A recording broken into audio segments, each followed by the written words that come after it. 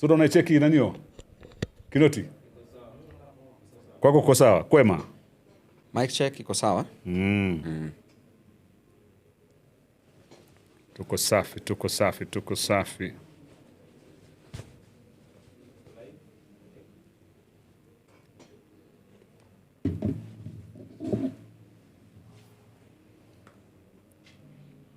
Unaweza ipatia kama 1 minute again watu.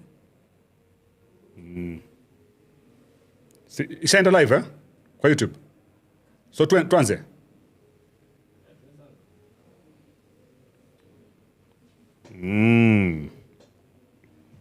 Tupo live, tupo live, tupo live. Ujashare hiyo Kasim? Tupo live.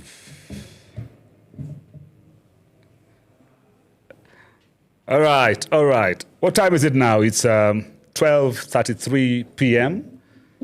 We are currently live on YouTube, and we're also live on TikTok, and we are also live on Facebook. Wherever you are, leo tuko naye mbunge wa Embakasi Mashariki katika AMTV na tupo live. So tell a brother to tell a brother, tell a sister to tell a sister, tell a friend to tell a friend that we are officially live on YouTube, Facebook, and TikTok. And all we need you to do right now is to come in, anza kucomment pale, anza kuweka maswali if you have questions, if you have comments, anza pale. Niangalie kina nani wako ndani katika mtandao wa YouTube right about now. Pale kwenye comment section kabla tuanze kupiga gumzo.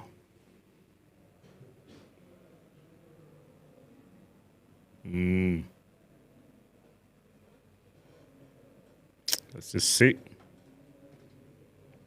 who we have right now. Karibu sana. Alafu pia ukiingia pale katika YouTube channel, please subscribe. This is our 99th episode since we started. So once unaingia pale katika YouTube channel, please subscribe. Itanipatia raha zaidi. We are now 1 year old since we started. And we are at actually episode number 99. So karibu sana ndani ya AM TV episode number 99. Katika episode number 99 tuko na mbunge wa Embakasi East, Mheshimiwa Babu OWINO, wakili ambaye sasa utamuona katika mahakama nyingi tu katika jiji hili la Nairobi, kukiwa na kesi tofauti tofauti, haswa sana sana zikiwa ni kesi zile ambazo zinahusiana na waandamanaji labda na vijana. Tumemwona katika kesi ambayo ilikuwa inahusika na yule kijana ambaye alikuwa anajiita Mr. Speaker Sir, anajulikana sana kama Mr. Speaker Sir. Kesi yake pia alikuwa pale. Sometimes utamuona pia amekimbia paka katika eneo la Mount Kenya kule, kukiwa na kesi yoyote anakwenda na shughulika kule. Yaani amekuepo tu, you know, akipractice taaluma yake ya uwakili katika mahakama zetu hapa nchini Kenya. Lakini kando na pale pia ni mwana ODM. Katika maisha yake yote sijamsikia katika chama kingine chochote. Yupo ndani ya chama cha ODM mpaka leo hii, namjua akiwa ndani ya chama cha ODM. Amekuwa mbunge wa Embakasi, atamu yake ya pili anamalizia sasa hivi. Anawania ugavana katika jiji la Nairobi, na sasa hivi akiwa katika mrengo wa ODM, yuko katika mrengo ule wa Linda Mwananchi, wala sio mrengo wa Linda Ground. Na sijui kama mwaka wa 2027 ukifika, kwa mfano, Mheshimiwa Babu OWINO bado atakuwepo katika ODM, bado atawania ugavana na ODM, ama kuna mpango mwingine. I don't know. Mheshimiwa Babu OWINO, asante sana kwa kuja katika AMTV, my brother. Asante sana Alex. Thank you so much for having you. Mimi ni fan wako sana. Mimi nakufuata sana. Asante my brother. Nafurahia every time that I see AMT, Alex Mwakideu TV. Yes. TV. Kabisa. Inashika kabisa. Thank you my brother. Nashukuru sana. Nafurahi sana bwana. Karibu bwana. Asante. Hey, Babu, sijui tuanzie wapi. Maana hata leo nikiwa katika studio pale Radio 47, I was just going through the newspapers. Anyway, tutaiongelea baadaye haya. Nimeona a whole story ya Sonu na Babu OWINO, your leadership during the UON days. you know, your 4 terms pale ukiwa president. Yani mambo ya goons na nini na maandamano na kadhalika yote imepigwa katika Daily Nation 2 pages. Anyway, we'll go straight into that baadaye katika show pale. Pia there's a lot to talk about. The other day nilikuwa natazama Iko Nini podcast pale ya ndugu yangu Mwafrika akiwa na host Ben Sirkal. A lot of things were said about you na Ben Sirkal pale. We are going to talk about that kuhusiana na masuala ya wewe kufukuza wasichana kwa panga kule Karura Forest. You know, kuhusiana na mambo mengi yanayokuhusu. Hali kadhalika pia we will talk about Gaucho. Gaucho alikuwa hapa katika MTV wakati mmoja pia akasema kama kuna mtu ambaye ana magunzi basi ni Babu Owino. Kama kuna mtu ana magunzi basi ni Babu Owino. Akasema kwamba vile uko na magunzi wengi kule Kisumu. Haya ni mambo ambayo tutayaongelea. Kando na pale pia kuna Linda Mwananchi. You know, I think over the weekend kuna mambo makubwa yanafanyika kule Trans Nzoia na Linda Mwananchi. Alafu kadhalika pia mtakuwa mnaingia katika eneo la Bungoma pale. There is a huge rally happening in Bungoma. You're going to tell us about that. And kadhalika pia katika ulingo wa siasa na wewe kama mbunge katika miaka hii yako ya ubunge pale Embakasi East umekuwa sana katika research. Some MPs don't believe, wanasema kwamba Babu Owino, you cannot be number 1 every research bwana. Unawalipa ngapi wale wajumbe? Lakini kabla tuende huko kote, swali la kwanza ilikuwa 2027 inakuja my brother. Ndio. You know? And unataka kuwa governor wa Nairobi. Ndio. Na wewe ni mwana ODM maisha yako yote. Sija kusikia katika chama kingine. Nimekusikia katika ODM peke yake.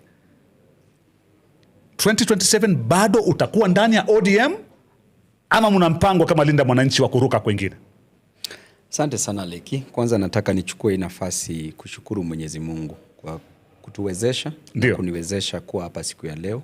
Ndio. Siku ya leo kuna wale watu ambao wameamka kule hospitalini.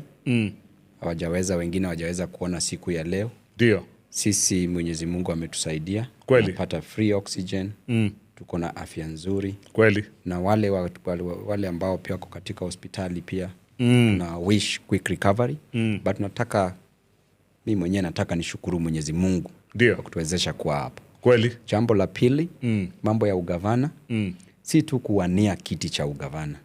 Mimi ndiye ni gavana wa Nairobi 2027. I will be the governor of Nairobi in 2027. Alex. Na hiyo ndio inakasirisha watu sana. Watu wengi watagombea. Many are called, a few are chosen, but one is elected. So one will be elected and that will be Babu Owino. I will be the governor hii episode aje bwana 2027. Na hiyo ndio inaleta shida mingi sana mambo ya ugavana yangu ya Nairobi. Ndio. Hii ishaenda, hii imeenda. Imeenda Alex. All right. Na hata utaona watu wapige simu kwenye hii podcast yako. Yes. Engage watu. Yes. Sikia mambo ya governor ya Nairobi ni nani. Mimi ndiye governor 2027. So it's not just about contesting. Okay. Others are aspirants. Babu is the candidate. Mambo ya tuko na namba ya simu hapa naweza Babu ukinijaribu naweza kusema sasa hivi nambari yetu ya simu ni 0700000004. Tushike simu hapa ndani ya show live. Simu 5 tu. Shika 5. Simu 5. Shika 10 itakupatia ni nzuri. Halafu tuendelee mbele. Basi pigeni simu. Mheshimiwa Babu Owino ametaka kunijaribu hapa. Pigeni simu. The number is 0700000004. Wacha tupate simu kama ngapi hivi? Pate simu kama 5 hivi. Hello? Yes. Piga from utawala hapa nikisema babu kwa sababu bila babu ni tabu na baada ya baba ni babu Aleki Mwakideu. Unasema unaitwa nani? Prince Modi hapo kijana wa Babu Owino number 1. Okay. Haya. Uko wapi ati? Uko? Niko utawala Nairobi. Unaitwa Prince Modi. Okay, hiyo ni hapo. Ngoja nitafute huyo mwingine hapa. Hello? Acha nitafute huyu mwingine hapa niangalie. I see we are watching. Hello? Hello? Yes. Yes. Nani mwenzangu huyu? Huyu ni nani? Huyu ni Steve. Steve uko wapi? Niko hapa Nairobi. Una watch live? Isa. Unasema aje? Mimi kwanza nashukuru sana leo kuniletea rafiki yangu. Okay. Babu OWINO. Okay. Salamia yeye kwanza. Asante sana. Amesalimika. Nisena Mose. Aye kodi. Babu OWINO is inspiring many people, young Kenyan. Okay. Because ukiangalia background ya Babu vitu tumetoka naye, tulikuwa tunaishi naye huko, hata mimi sasa niko Nairobi, tulikuwa tunaishi naye huko Kisumu. Haya, sasa punguza story mingi. Punguza story mingi. Mimi nasema ni Babu kwa sababu. Haya, asante kwa simu yako. I just want 3 more calls. 3 more calls. 3 more calls. Hello? Alex Makideu. Niambie ndugu yangu. Mambo vipi? Fiti kabisa, unaitwa nani, uko wapi? Unaongea na Manu Original kutoka hapa Jordan, Bungoma County. Niambie wewe uko Bungoma, hata kura yako haisaidii kaunti ya Nairobi. Msalimu sana mheshimiwa Babu OWINO. Nashukuru bro. Nakuja hapo Sunday nitakuwa na wewe. Karibu Mohe. Alafu nasemaje? Vile tumesema many were called. A few were chosen. But one elected. That is Babu OWINO. Asante kwa simu yako. I think I'll get 2 more calls and we start this conversation. Hello. Vipi?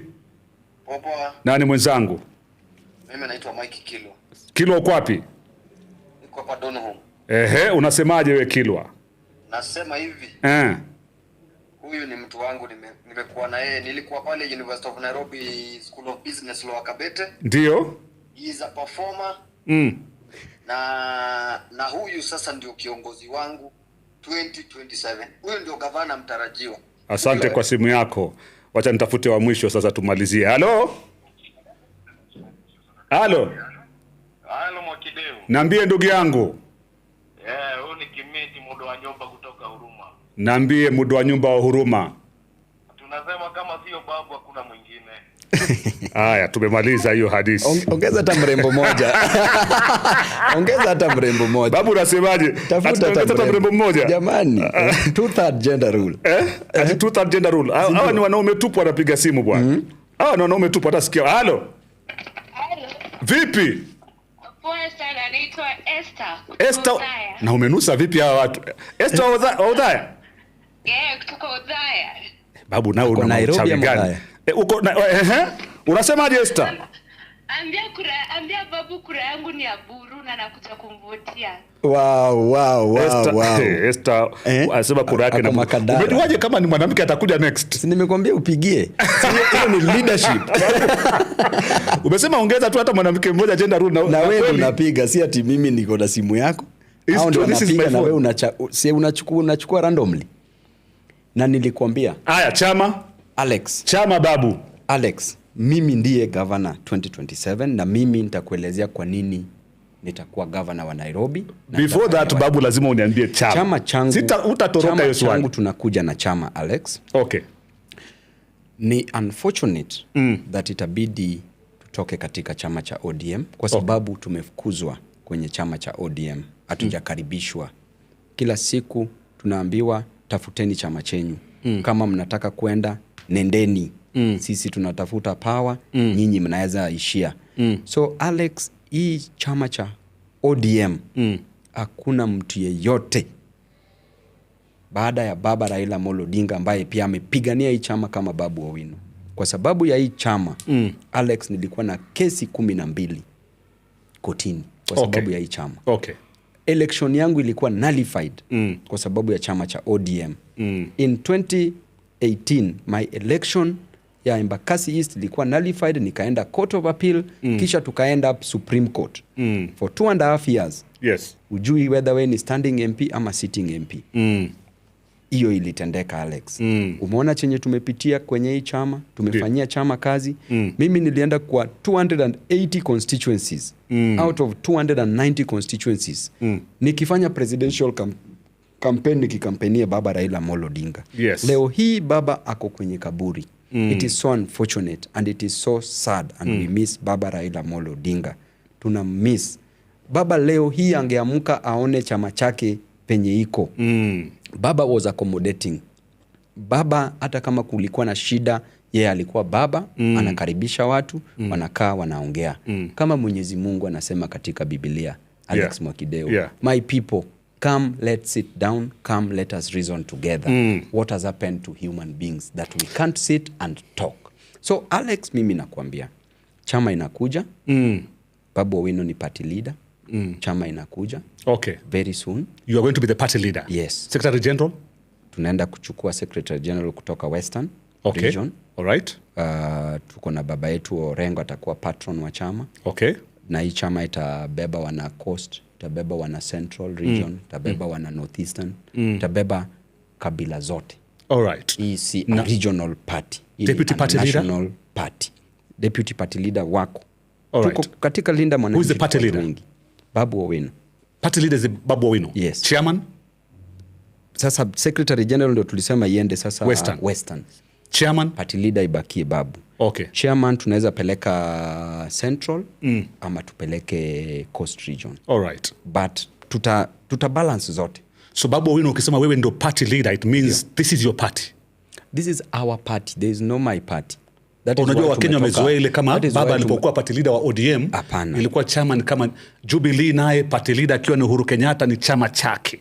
DCP party leader akiwa ni Rigathi ni chama chake. Yaani Wakenya wamezoea kama vile UDA party leader ni Rais William Ruto, basi chama ni chake. So when you're the party leader of this political party, chama is for all of us. Sisi we are not doing individual politics.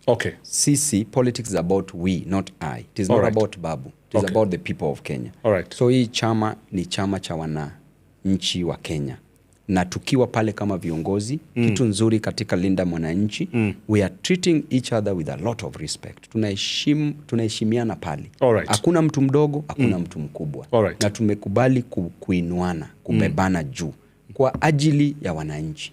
It is not about Babu, it is not about Orengo, it is not about Sifuna, it is not about Osotsi, it's not about Kibagendi. It's about all of us. When was it registered? Chama iko tayari. Kisha kuwa registered? Chama iko tayari. Kinaitwa? Tunangoja. Hiyo sasa, hizo ndio surprises yenye sasa lazima mpokee hivi. Linda Mwananchi political party? Hizo ndio surprises mtapokea. Lakini tayari kiko registered? Chama iko tayari. Na nakuambia 100%. Babu, let me ask you this question because I think kuna wana ODM kadhaa ambao wana watch right now, live. Ndio. They are going to ask themselves, hii political party ya ODM ambayo imekaa over 20 years, and that wewe umekuwa part of, Sifuna amekuwa part of, hajawahi kuwa katika chama kingine, and watu kama vile kina Caleb Amisi, akina Geoffrey Osotsi, you guys have been part of ODM for many years. Yes. Mmekuwa katika jeshi ya baba. Yes. Baba sasa amelala, kama unavyosema wewe kwamba chama kina yumba, kiko na changamoto nyingi. Hakukuwa na njia yoyote, for the sake of ODM ambao wana watch, hakukuwa na njia yoyote ambayo nyinyi mungepigania chama hapo ndani mpaka mkapata haki yenu hapo ndani, so that hata baba mahali amelala anaweza kusema my boys fought, they didn't leave my party, they fought for the party and they're still there, and now the party is back to where it's supposed to be. Alex, hatukuacha chama, tulifukuzwa hapa kwa chama. Na mbona mkafukuzika? Ulikuwa nasikia in public, Alex, unaambiwa toka uende. Umeona yale yote wamefanyia Sifuna. Umeona yale yote wamefanyia Osotsi. Umeona yale yote wamefanyia Babu Owino. Na Alex, so imeshindikana. Tulisema tuite uchaguzi NDC ya ODM, twende uchaguzi, viongozi wachaguliwe. Yes. Na mimi nilijipresent pale kama kiongozi ambaye alikuwa nataka kuwa party leader. Yes. Na mimi mwenyewe nikasema mimi naheshimu watu wangu, lakini katika uongozi hakuna umri. Manake Babu Owino sahi anakuwa ranked the best member of parliament. Kuna watu pale hata wazee, kuna wazee pale bungeni ambao wako 60-70 years old, ambaye Babu Owino anawatawala kwa mambo ya maendeleo katika constituency. Kwa hivyo leadership is not about age, leadership is not about any other thing, but leadership is about responsibility and service to the people. Mimi nikikuelezea tuliita NDC. Yes. ODM ikaita NDC. Kwa one of the agenda items hawakuweka elections. Election ya chama iko kwa pale. Na tulisema tuite elections, tujipresent. Tuchaguane. Tujue nani anachukua nini. Kidemokrasia, jinsi ambavyo baba angetaka. Alright. Lakini venye baba alienda, walichukua advantage. Walichukua advantage, chama ikamalizwa. Saa hizi chama imekuwa reduced into a village party. This was a national political party. ODM ilishinda uchaguzi 2007. Alright. ODM ikashinda uchaguzi 2013. ODM ikashinda uchaguzi 2017 mpaka hata uchaguzi ikakuwa nullified. ODM ikashinda uchaguzi 2022 na uliona vizuri. Saa hizi tunaambiwa ODM haiwezi present a presidential candidate. ODM haiwezi present a deputy president, hawataki. ODM wanasema tu inakuja hivyo. The main intention of forming a political party is to take power and work for the people. But ODM does not want it. They want power as a matter of lip service. They wanataka power kwa kusema tunataka power. But ikitaka ile sasa ile real power hawataki. Na hiyo real power ndio itapatia wananchi kazi. Ndio ita reduce the high cost of living. Hiyo real power ndio itajenga mabarabara. Hiyo real power ndio itasaidia Wakenya. That is what we want. And that is what Linda Mwananchi is going to achieve in 2027. Bado tuko na time, ngoja uone vumbi yenye itakuwa hapa mbele.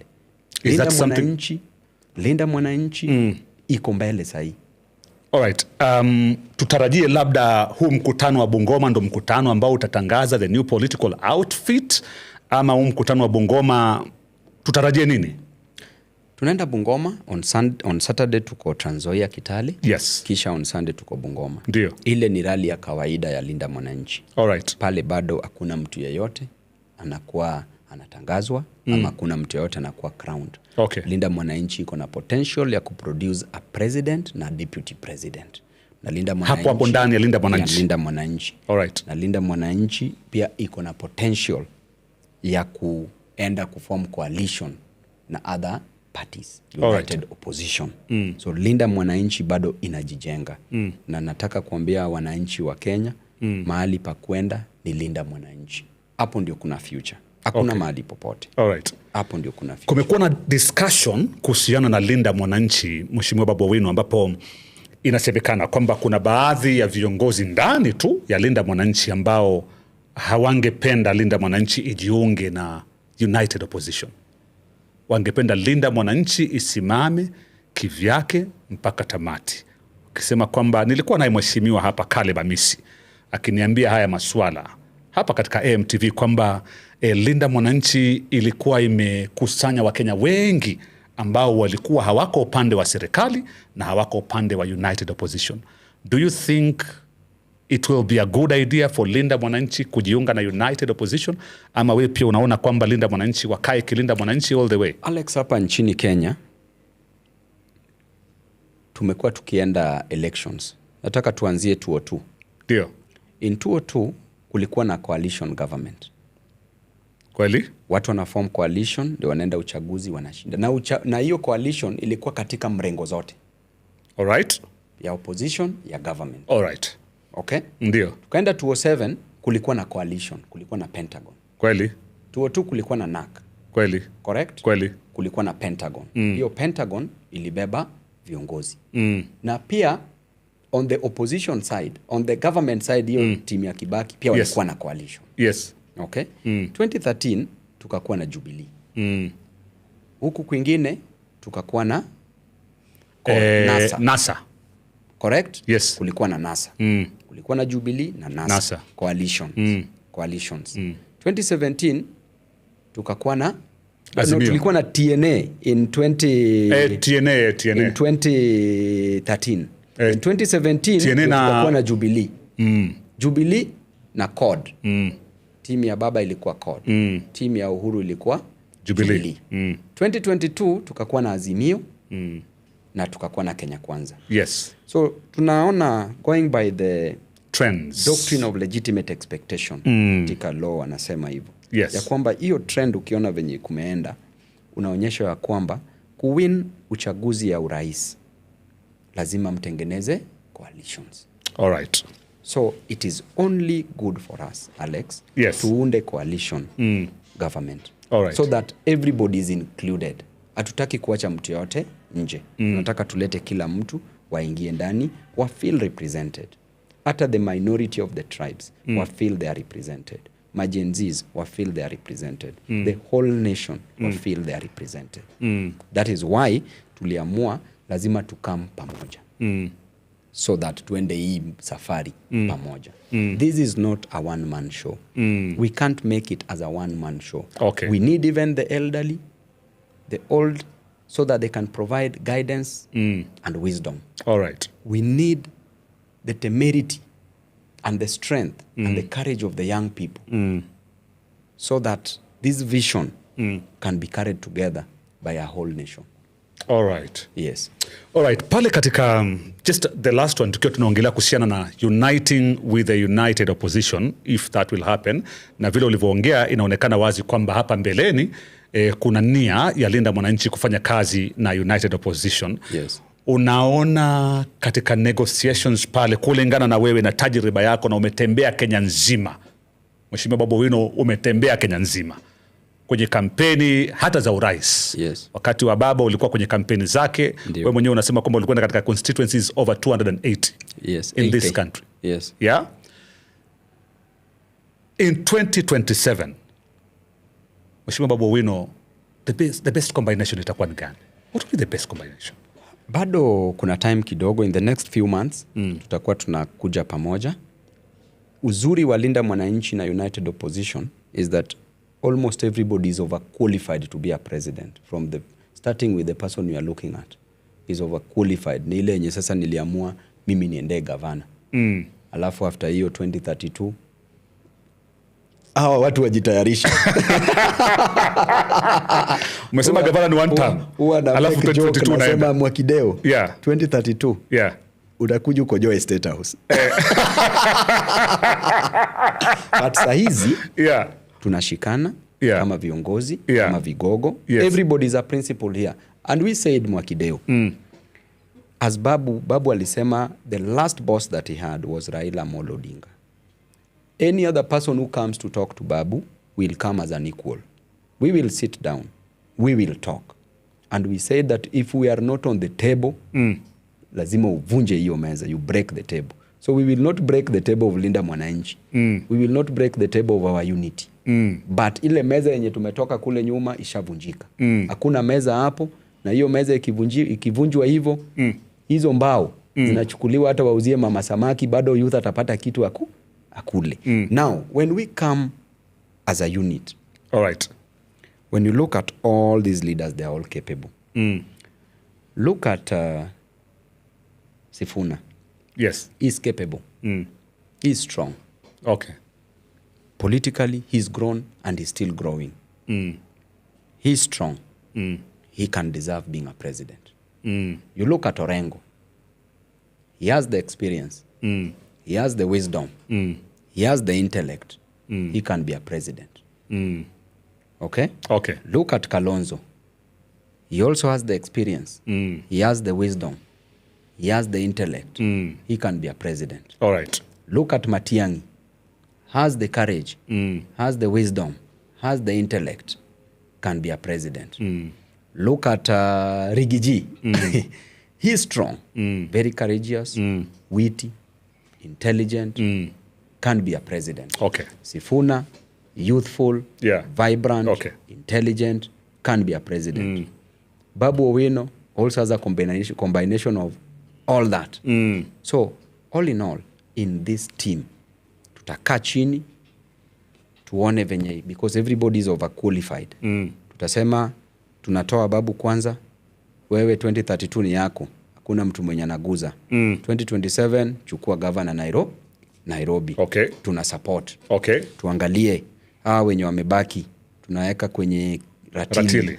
Tunatumia scientific research. All right. Ni nani ako mbele, ni nani ako sawa. Wewe chukua hii, wewe rudi deputy, mwingine achukue prime minister, na maisha iendelee. Wengine wachukue makabinet, na Wakenya pia. Sasa zile wanachukua hizo positions, wasisahau Wakenya, kwa sababu the ultimate goal ni ku reduce high cost of living. The ultimate goal ni ku create jobs for Kenyans. The ultimate goal is to make health care affordable.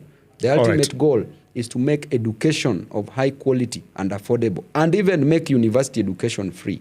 It is possible. The ultimate goal is for me and you, Mwakideo, and Kenyans to feel safe in this country and to be free in this country and to enjoy in this country. There was a time I heard Mheshimiwa Justice Muturi, one of the party leaders ndani ya United Opposition. To me, he looked like he's a bit frustrated as a party leader ndani ya United Opposition, because yeye mwenyewe alikuwa anasema kwamba mbona tutangaze presidential candidate. You know, I think ulipata hiyo statement yake. Mbona hatutangaze presidential candidate? And a lot of Kenyans have been asking that question. Si mutangaze, si museme. You know, you're talking about tutaongea, tutakubaliana, tutaongea. But this thing has been happening for quite some time now. Babu, mutaongea lini muambie wa Kenya huyo ndio basi anakwenda kumenyana na Rais William Ruto?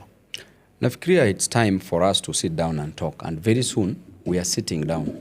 There's conversation going on. Uliona jana Sifuna alimit na Matiang'i. Yes. The next time utaona tena tuna meet na Kalonzo. Alafu tuone tuna meet na Rigiji. Utaona tuna meet na Eugene Wamalwa. Utaona tuna meet na Muturi. Utaona tuna meet na Martha Karua. Alafu tutakaa chini. You know, the most important thing, ile chakula nzuri kinapopikwa. Unachukua time nzuri ili usitoe chakula ambayo iko raw, yenye haijaiva. Tunataka tuichemshe vizuri, ikaangwe vizuri. Ikipakuliwa sasa wananchi wanakula mpaka kidole. Wanafurahia. Wanauma mpaka kidole. All right. Ndio. All right, Mheshimiwa Babu Owino, let's get to something else ambayo mimi mwenyewe pia nimeshuhudia na Wakenya wengi wameshuhudia. Babu Owino, katika research kila wakati Embakasi East unaongoza pale kwamba mbunge ambaye anaperform vizuri zaidi. What is this that you're doing in Embakasi East ambayo kila uchao? Nilikuwa na wabunge wengine hata kule katika Radio 47 tukiongea pale, watu wanasema Mwakideu, kwa nini yani leo mnataka kusema kwamba hamjui research was zinanunuliwa? Is it true that research was zinanunuliwa? And Mwakideu, there are those research firms that are fake and there are those research firms that are genuine. Okay. There is a research firm called Infotrack and TIFA. These are genuine research firms. Infotrack has stood the test of time, has been there for 22 years. All right. You can't be fake for 22 years, Mwakideu. Media, even TV47, knows the credibility of Infotrack. That is why they came to air those reports. But there are those research firms that you don't even yourself, Mwakideu, you don't even talk about them because you know the perception that they have and what is happening with it. In every genuine thing, there's always a fake thing. All right. Hata manguo. Hata ukivaa Gucci, kuna zile zenye pia kwa moja ni butterfly, nyingine ni bee. Ni kweli. Moja ni butterfly, nyingine ni bee. Yeah, it's true. So, kuna zile vitu zinafanyika hivyo. Yeah. But credible research firms like Infotrack imekuwa ikifanya research yake, imekuwa ikitoa. There's one question that Kenyans walikuwa nauliza, some Kenyans, that how comes baba amekuwa kilead kwa hizi research za Infotrack zote, yes. Lakini the end results haitoki venye inafaa iwe. The answer is simple. Two answers. Number one, the last presidential campaign 2022, yes, Baba was ahead of William Ruto with a difference of 3%. 3%. Final results? I'm saying the Infotrack research. Yes. 1 week to... All right, to elections. All right. What does that mean? It means that, number one, anybody can win that election. Okay. It means, because that is within the margin of error. In statistics, you say it is within the margin of error of plus minus 3% to 5%. Yes. 5%, that is a 95% level of confidence. Okay?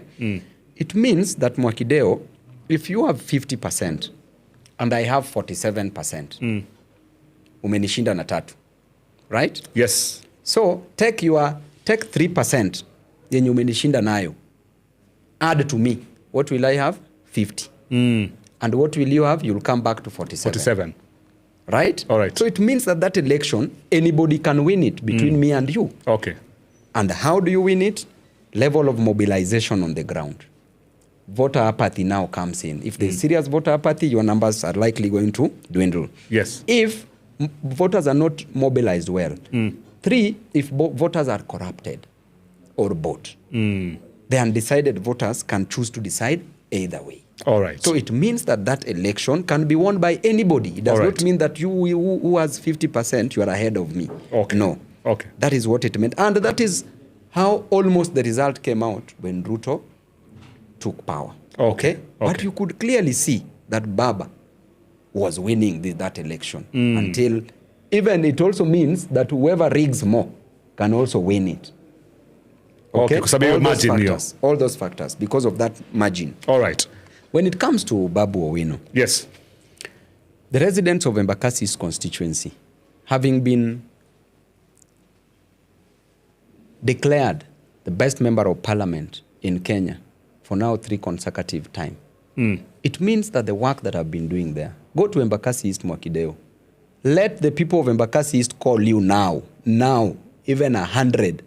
Get that sample size. Ask them, has Babu worked or not worked? Mwakideo, number 1. We've done roads in Embakasi East constituency. Some people are saying that these roads are being done by Kura. How comes Kura is not doing these roads in other constituencies? Babu Owino is in an opposition constituency. Kura is a government entity, parastatal. How are they doing? Is it serving only Embakasi East?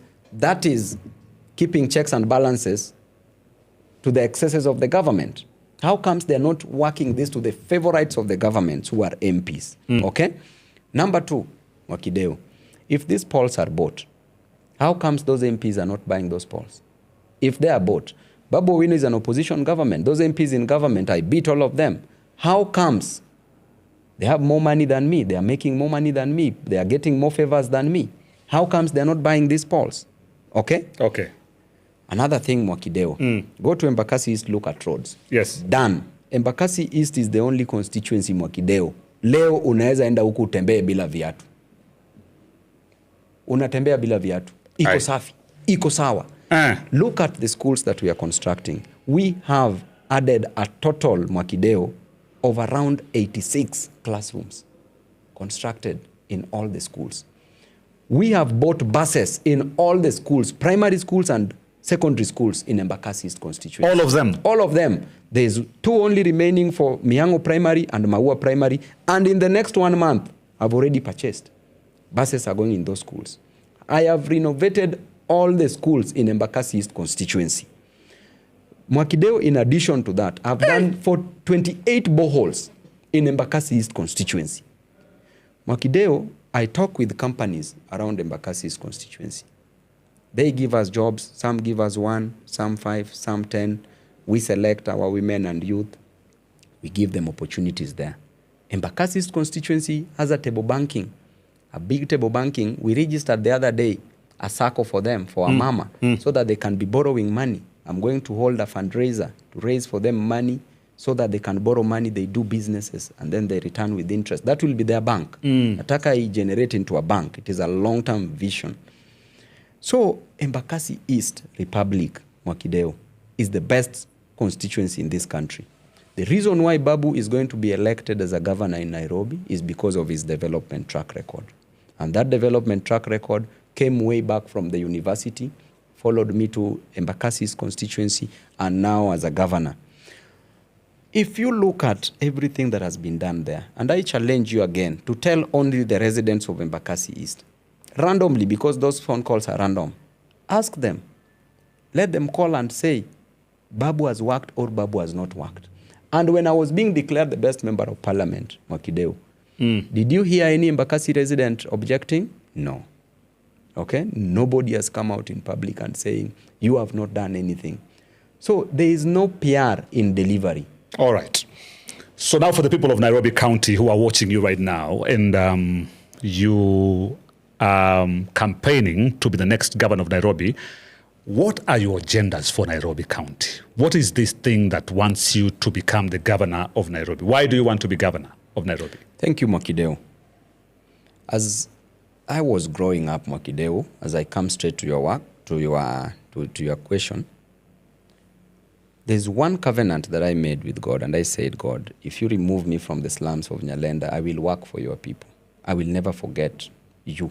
That was the exact word. Okay. When I came to Nairobi, I became a student leader. I said, God wants me to be a leader. I said, I will never forget about God. How will I not forget about him? by acting as a bridge between him and his people, by acting as a ladder between him and his people, okay, by working for his people. And I said that if I've delivered in Embakasi East constituency as Babu Owino, remember the story in the Bible? I'm coming to what I'm going to do I'm building up my case. In the Bible, a story is told of a master and his servants. A master was going to be crowned as a king at a nearby city. When he came back, before he went, he called his 3 servants. To the first servant, he gave 4 minas. Yes. And just gave 4 minas. To the second servant, gave 3. And to the last servant, he gave 1 mina. Then when he came back, having been crowned a king, he called all his servants and told them, my servants, how did you utilize what I gave you? Yeah. The first servant said, I invested 4, I have 8. Here are my 8. And he was given 8 cities to manage. The second servant said, you gave me 3, I've doubled, here are 6. He was given 6 cities to manage. The third one and the last one said, Master, I knew you, and I knew you are a very bad man. I knew you'd ask for this money back. Therefore, I dug a hole and hid it. Here it is. And that servant was sent away from the king. The moral of the story is that to whom that little is given and you use that little well, you will be given more. Okay. And if you are given little and you don't use it well, even that little that you have shall be taken away from you and added to that person who has more. All right. So what I'm trying to say is that we have done a great job in Embakasi East constituency. Embakasi East is one constituency out of 17 in Nairobi. We have done a great job there. It is time for us to graduate to be a governor. I want a bigger and a better platform and opportunity to help people. All right. In Nairobi, people lack jobs. We come now to what we are going to do to the great people of Nairobi. Youths have no jobs. Women have no jobs. When you look at our mamas, our women, they do odd jobs. They wash clothes for people, Mwakideu.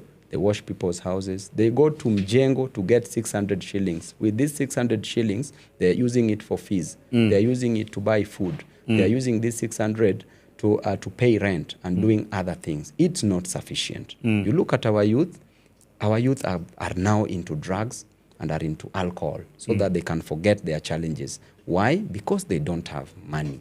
They don't have jobs. They can't make both ends meet.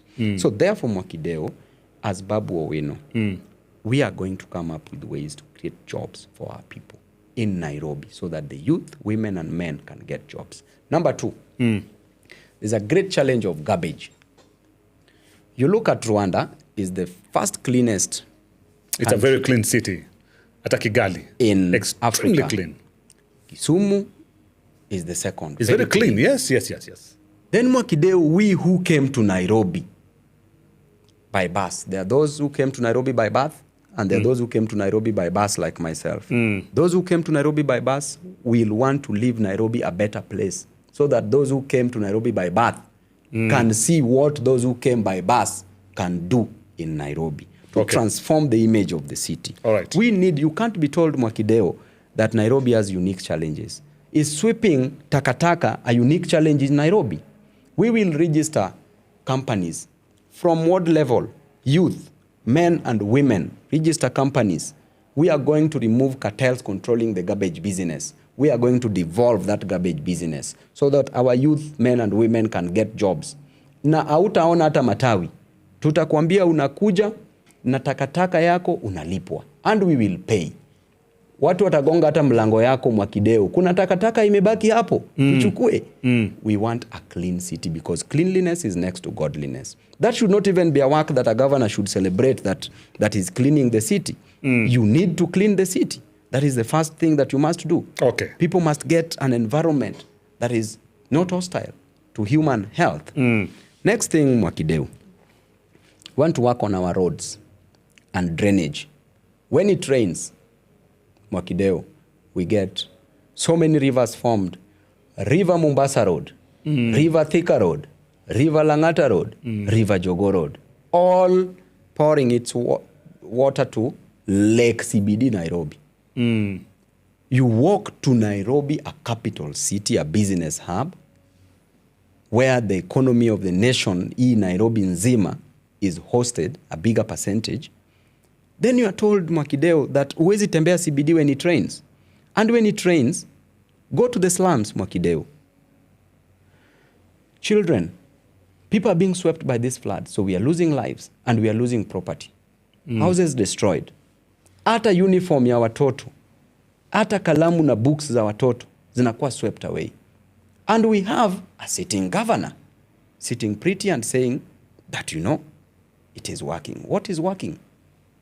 Therefore, Mwakideu, there's a time I remember I hosted the governor one time, Governor Sakaja, and he was explaining that hii ni shida ya miaka mingi sana. Can you imagine that the sewage system was created wakati wa ukoloni? And now Nairobi, watu wangapi wako Nairobi? Over probably even 8 million people in Nairobi right now. The excuses. That is why he's not the right person for the job. And that is why you are looking at your next governor of Nairobi, who is going to transform What are you going to do Nairobi about it? The way he has transformed Embakasi East constituency. I want to tell you, Mwakideu, when we talk about water, when we talk about roads, build roads, work on proper drainage system, work on the stormwater drains. Let those drains be sufficient to hold the water that is coming in them. Work on the rivers, because when it rains, the rivers are also overflowing and flooding. Okay? And I was talking the other day to some people and saying that, you can work on a river. You can deepen a river, correct? Okay. You can expand a river, correct? Okay. Correct? All right. Do we agree? Yeah. Because you can use excavators to do that. Yeah. Dredging, right? Yeah. You can do that. So that this water, you work on the gradient of this city. So that you work on the drainage system, pours water to even these rivers. These rivers, you direct them. There's a dam here in Nairobi. This dam is doing nothing. You need to collect that water and utilize it for other functions. All right. You see? So proper organization is the problem. Another thing, the sewer system that the governor was talking about. Yes, the population has increased. The moment population has increased, also your taxes has increased. So the revenue has increased. It's true. It's true. Then why don't you provide an alternative? An alternative is simple. The drainage, the sewer line are always running along riverbeds or riverbanks. True or false? Kweli. So is there an excuse again that you can't do those things? You can't expand them? Is there an excuse? And you have higher income. What he didn't tell you is that when people increases, they pay more taxes. It's true. Right? The more the people, the more taxes you receive. So with that, and during Ukoloni's time and now, the revenue that Nairobi is collecting now, World Bank report was saying that Nairobi County government should collect an on-source revenue of 67.5 billion Kenya shillings. You add with the national government revenue, which is 20 billion Kenya shillings, you get a total of 87.5 billion Kenya shillings. The governor of Nairobi only declares 12 billion Kenya shillings. What Governor Kidero declared in 2013, 2014, that is what is still being declared to date, which means there's lots of corruption in City Hall. Money is lost, money is pilfered, money is defrauded. I want to tell you that the moment you have the revenue, without hurting Nairobians, without increasing taxes, the moment you do that, my brother, you will have money to do this work. You will work on these sewer lines, which is a major problem. And it also contaminates water, brings me back to water. It's true. My brother, Nairobians' consumption rate of water is close to around 1 billion, approximately 1 billion. Okay? Cubic, 1 billion liters. Cubic meters. My brother. Per what? Cubic meters. Per day, per week? Per day. Per day. The consumption. All right. But what is supplied is around 657,000. Approximately 700,000. So we lack 300,000 that should be supplied. Okay? 700 million 700 is what is supplied. Yes. All right. So we lack 300 million. Yes. All right. Yes, to make a billion. All right. 300 million. That is what we lack. All right. So my brother, with this deficit, The only thing we need are 2 dams that should be done for the sufficient supply of water in the city. Now, the 700 that we get, Mwakideu, we have another problem with it. Cartels are blocking pipes so that water cannot reach its intended destination. Okay. All right. So we will do away with the cartels. That is number 1. Number 2, those pipes which were done during the colonial period, if you have the revenue, why don't you change these pipes? Because water that is lost now is lost through contamination of sewer, getting contaminated na hii maji. So it's not fit for human consumption. You can work on that, clearly. Number 3, water is lost through leakages. So you find that in Nairobi, a capital city, you only receive water twice, thrice a week. We need to receive water as a capital city. So water is a main challenge. Look at our health facilities. So are you saying during your time, if you are to be elected the governor, people in Nairobi will be receiving water every single day? Mwakideu, I'm going to work for the people of Nairobi so that people can receive water. Daily? Because daily. I want to ensure that happens, Mwakideu. By when? If leo kiambua, ewe Mwenyezi Mungu nisaidie, bap, Biblia chini. I have 5-year period to work. Yes. Within that period, I should be done with my work, Mwakideu. And guys in Nairobi will be receiving water every day? Yes, of course, they should receive water every day, Mwakideu. Another thing... Floods itakuwa zimeisha? Floods... Within 5 years? Mwakideu, rain, it'a rain. But you can control those floods. Using stormwater drains. Working on our rivers. All right. Harvesting that water. We can do that, Mwakideu. All right. Within 5 years? Within 5 years. Mine ni term moja tu nikienda. 1 term yangu. Nikienda mbele. That is what I want to do. And so within that 1 term, within those 5 years, Babu Owino, you're saying here katika AMTV that watu wa Nairobi utawaacha wakiwa wanapokea maji kila siku, na story of floods katika capital city of Kenya, Nairobi, it will be a thing of the past. Hata watu wa Embakasi East saizi wanapokea maji kila siku. That is the great work that I've done there, Mwakideu. Hii leadership ni kujipanga. It's about responsibility, not about titles, not about power, not about position, but about responsibility and about service delivery. If a leader wants to work, he or she will work. Mambo ya our health facilities. Very beautiful, Mwakideu. Kienda Mama Lucy Hospital. Kienda hapa Mbagathi. Well painted, but serious rot inside. Rot of corruption. Drugs zinanunuliwa. It is watu wenye wako pale ndio wanauza drugs kwa chemist zenye ziko nearby. Corruption within city hall. Makes us not get drugs pale. Kienda pale hospitali, Piriton ndio unapewa, ulale usahau pain yako. Mwakideu, ukienda pale medics are not paid. Unaambiwa that doctors, nurses, medical staff and other support staff hawalipwi for the past 4-5 months. Unapata watu hawalipwi mishahara. How will even people work? How are people even motivated to work if you don't even pay them in the first place? And the same applies to the county government workers. Over 18,000 workers. Mtu anakaa Mwakideu, halipwi mishahara. Utakujaje kufanya kazi to deliver for Nairobians? And the governor does not care. He's asleep by that time. I'm very sure even saizi analala sahi. Ako ndoto yake ya 3. Sahi analala. Kwa sababu umejua ameshapiga zile vitu zetu za kitambo. So, Mwakideu, I want to tell you. Tuki work on the system, the health system in Nairobi, because a sick Nairobi cannot be productive. A sick child cannot go to school. A sick parent cannot go to work and cannot build the economy of Nairobi. So Nairobi must be healthy first. And we must start by injecting the governor, because he's the first sick person there. We must start by sweeping away garbage that is in the office. We have to remove that garbage so that we can remove other garbage in the streets and in the slums, in our areas of residence. All right. That is in health.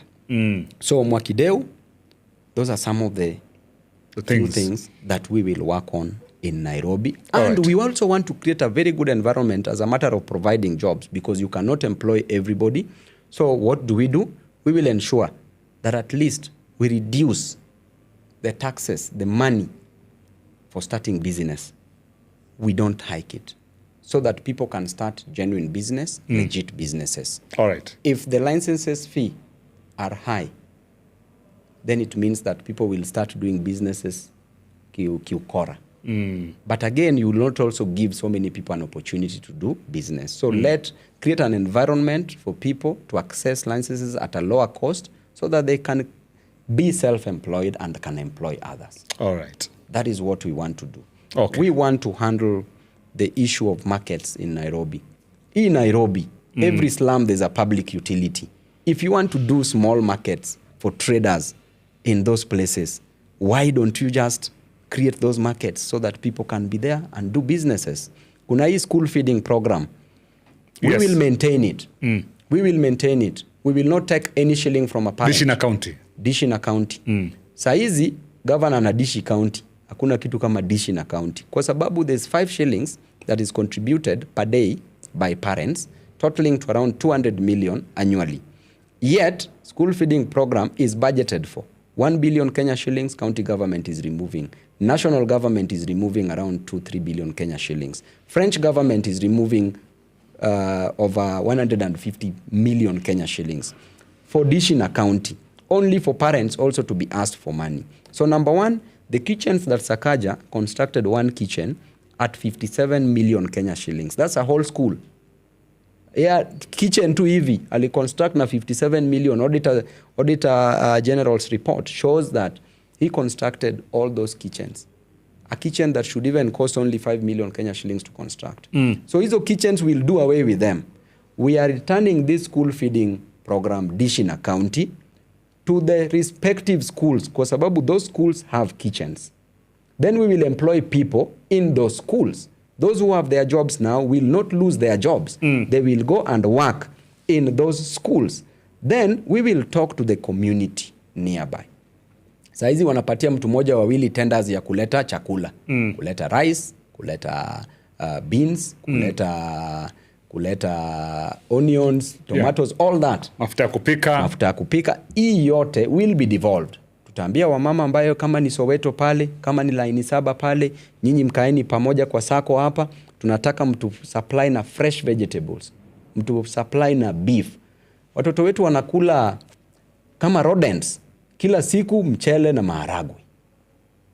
Pesa iko ya billions. Hata nyama kwa diet hakuna. Wacha nikwambie kitu moja, tutaintroduce hata nyama kwa diet ya watoto.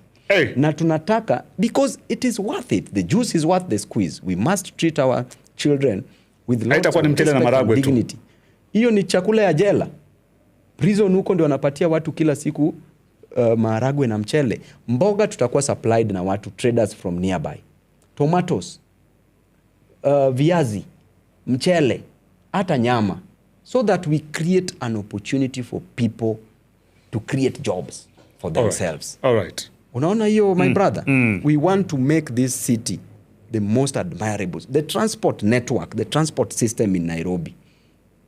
Tunataka kutengeneza kitu hapa. Mtu akiona hivi, mtu kutoka Turukana akiona akikuja Nairobi atapotea.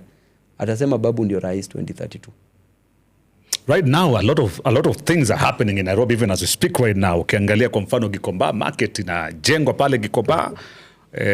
Ukija katika maeneo mengi, even on Mombasa Road, a lot of barabara kando yake utaona kuna wananchi wanapita pale, kabro inawekwa. A lot of work is happening in Nairobi, by the way. Alafu nilimsikia rais akisema kwamba street lights zinazoletwa hapa, I think in tens of thousands of street lights zitakuwa zinawaka Nairobi. Kuna system ya train pia inajengwa Nairobi. Wapi? Si niliona pale kuna train pale Nyayo kwa mfano. Kuna train inajengwa? No. Nyayo pale kulipovunjwa pale kwa matangi pale. Immediately nikaona kama ambaye kuna wasee wa Kenya Railways wameingia pale wanajenga vile barabara zinajengwa za juu. Ngong Road imejengwa barabara ya juu ile rais amelaunch juzi. Hizo ni national government projects. And angalia hizo vitu zenye zinajengwa. Wewe utafanya kazi na national government. Ushaisikia, ngoja kwanza. Ushaisikia hizo barabara zimeisha? Hiyo barabara inajengwa leo na tena utaiona next year the same road inajengwa kwa sababu pesa zinaliwa pale. Pesa zinapotea kwa hizo barabara. Wacha nikwambie my brother. Juzi kumenyesha, flooding. Ukinyesha hapa kidogo 30 minutes, flooding. Na umesema barabara zinajengwa, drainage systems zinajengwa. Kwa maizi mamtaa barabara ziko zile. Kwa others 85 wards hakuna mabarabara serious huko zenye zinajengwa. So there is nothing being done in Nairobi County, Mwakideu. Let us by the county government. Hakuna kitu ya county government. National government inafanya. Even national government chenye wanafanya is 1/8 of a quarter of what should be done. They should be doing more than that. Alright. Ukiweka ile overpass kidogo tu ile ya junction Nakumatt junction pale. Ile ni kitu kidogo sana. Ile ni kitu kidogo sana. We want serious things to be done in this country. Alright. Ukiangalia maneno ya Gikomba. Hii maneno ya Gikomba ni kama unaffordable housing. Nyumba inajengwa, wamechukua tax yako, alafu unauziwa hiyo nyumba. Mtu wa slum pale atapata 2 milioni wapi ya kunini? Ya kununua nyumba. Jaye guza hata 10,000 kwa mkono, kwa biashara napata shilingi 200, 700, 1,000. Na huyo mtu nataka anunue nyumba ya 2 milioni. Atanunuaje? Hiyo sokoni yenye inajengwa hapo. Hakuna proper plan for it because pale wametoa watu, wanaenda kutoa watu, families zenye wametolewa, wamefukuzwa pale. Ni so many without proper plans. Utapata place moja kama hii ilikuwa inashika watu kama 10 Mwakideu. Pale wakijenga moja kama hii itashika mtu moja. Na hizo stalls zitauziwa hao watu. Si ati wanapewa bure, zitauziwa hao watu. So utapata the 9 of them wamemiss. So utapata in the entire place only 1/3 of the people wenye walikuwa pale wanabaki Gikomba. 2/3 of the people in Gikomba watakuwa wameharibiwa maisha. Pale. So wataenda kuuza wapi? Hizo ni familias ambazo jobs imekuwa imeharibiwa kwa sababu walikuwa self-employed. So hawatakuwa na biashara tena, wataenda wauze wapi? So that is creating even more challenges. You must structure things. You don't do things because umeona campaign season imefika. Hii campaign season utaona vitu mingi sana. At the same time uliona hata huko Kalau hata boat ilipelekwa huko. Uliona viatu zimepelekwa huko. Uliona stima imepelekwa all of a sudden. Mabarabara zimepelekwa, which means there's development in this country but nothing is being done. So it means that we should be having by elections mingi zaidi ili development zikuje. Inafaa parliament ivunjwe sahi, watu warudi election kesho. By elections zirudi pale, watu wafanye walete vitu including gas cookers. So unaona development inaweza kuja mahali. So which means leaders ndio wataki kufanya kazi. Haya, talking about mambo ambayo yanafanyika right now na kwamba during election periods tunaenda kuona mambo mengi sana katika taifa la Kenya. And already tumeanza kuona mambo mengi katika taifa la Kenya. This morning tu nikiamka nimeangalia katika gazeti la Daily Nation kurasa 2 kabisa za kuhusiana na UON, kuhusiana na Babu OWINO, kuhusiana na goons na kadhalika. And that one took me back to an interview that I watched my brother Mwafrika pale. He's doing an amazing job pale katika Ikonini. Akiwa na mwinterview anajiita Ben Sirkal. You know, and Ben Sirkal alikuwa na explain pia kuhusiana na goonism. You know, and you were mentioned there. You know, this morning pia kwenye newspaper pale, jina yako iko pia pale. Kuanzia UON, Babu OWINO, you want to be the governor of Nairobi. But anasema hata ulikuwa ukipinga Babu OWINO pale UON. Kuna jamaa alikupinga pale UON. Alikuwa anaitwa nani huyu jamaa? Akasema alivamiwa na magoons. Alivamiwa na magoons, akararuliwa shati sijui akakatwa nini because alikuwa anapinga Babu OWINO pale katika UON. I want to look for that name. Nione kama nitaipata hapa because I think I was really watching and also following up that interview and I can tell you anaitwa nani huyu jamaa, sema anaitwa nani huyu, alikuwa anaitwa nani, let me just see. All right, jina limenipotea but Matere you know and then apart from that pia akasema kwamba yeye mwenyewe wakati mmoja pale ulikuja ukatuma goons, ukasema goon yoyote akimpiga tu Ben Sirkal anapata 1,000. Ni Gaucho alimuokoa Ben Sirkal because kuna time goons walikuja hivi, alikuwa amesimama na Gaucho. Wakauliza Ben Sirkal ni nani? Wacha nikuulize. Gaucho ndo akamuokoa akasema Ben Sirkal yuko kule. Ndo akaponea. Tuanze kidogo hapa kwa Gaucho. Gaucho never went to the University of Nairobi. So alisaidia Ben akiwa university. Gaucho mimi mwenyewe nimejuana naye 2022. Hii juzi hii ya election hii. Tulikuwa naye hapa akaniambia ni primary school dropout. I think class 6 dropout. Yes, sasa aliingiaje university kusaidia Ben Sirkal. So from there unajua hiyo ni urongo. Alikwambia ni class 6 dropout. Aliniambia hapa katika AMTV mwenyewe. Aliingiaje University of Nairobi kwenda kusaidia Ben Sirkal. So hizo ni hadithi za Abunwasi. Another thing, my brother. Umesema kuna mtu alisema hapa ati aliraruliwa nguo. Si kuna mtu amekupigia simu sahihi wewe mwenyewe ukiweka simu amesema alikuwa University of Nairobi ama kukua na akakwambia alikuwa Lower Kabete campus. Na amekwambia anapenda babu apendi babu. Sema anapenda. Venye nilikwambia pigia watu wako, pigia wana Nairobi. Waulize watachagua nani gavana Mwakideu. Mmoja akapiga akasema mimi nilikuwa University of Nairobi. Kweli? So, at the University of Nairobi, Mwakideu, if I bring you back, then we get involved in this issue of goons and every other thing. At the University of Nairobi, I was a president for 4 terms. They elected me in 2011, 2012 as a president of Students' Organization of Nairobi University. Why did they elect me? Because they loved me. They believed that Babu could work for them. Then in 2014, 2015, they elected me as a president of SONU. Why did they elect me? They re-elected me. Why did they re-elect me? Because Babu deserved re-election. Because we loved Babu, they loved me. They saw the need that it is only Babu who could help them. 2015, 2016, they re-elected me. 2016, 2017, they re-elected me. I was the first SONU president to have resigned after election year 2017. The moment I was elected a member of parliament, I resigned as a SONU president. Then I left that position. But all this time, I was being re-elected. Why? Because Babu OWINO was fighting for the interest of the students. And what were the interests of the students? Mwakideu. Our students that we have, our brothers and sisters, they come from very poor backgrounds. There is no sufficient money for fees. Okay. When they come to Nairobi or other universities, they depend on HELB. HELB is Higher Education Loans Board. Government was giving loans that is later repaid so that people can study. But HELB used to delay a lot. Whenever it delayed, I talk to the government, I tell them release HELB. They used to refuse. What do? I take students to the streets. Why?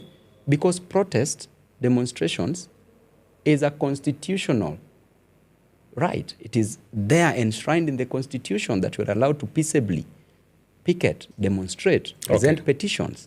I used to demonstrate. That I don't refuse, Mwakideu. I used to tell students, comrades, come out, let us demonstrate. Why? Because if HELB is not released, Mwakideu, a student will not come from the village to town. Will not have transport. All right. Will just borrow. If HELB is delayed, a student will not have tuition money, so therefore will not go to class. When HELB is delayed, a student will not have money to buy food. When HELB is delayed, a student will not have money for accommodation. So therefore, the best thing I could do, that I did then, that led to my election as a member of parliament in Embakasi's constituency, was to take these students for maandamano so that HELB could be released. The moment HELB was released, students could go to class, students could eat, could get food, students could get accommodation, students could get their fare back home, students could be at least sustained. Imagine Mwakideu, the maximum help that was coming out, averagely for one student was 40,000 Kenya shillings. 40,000 Kenya shillings, university fee, you add 28,000.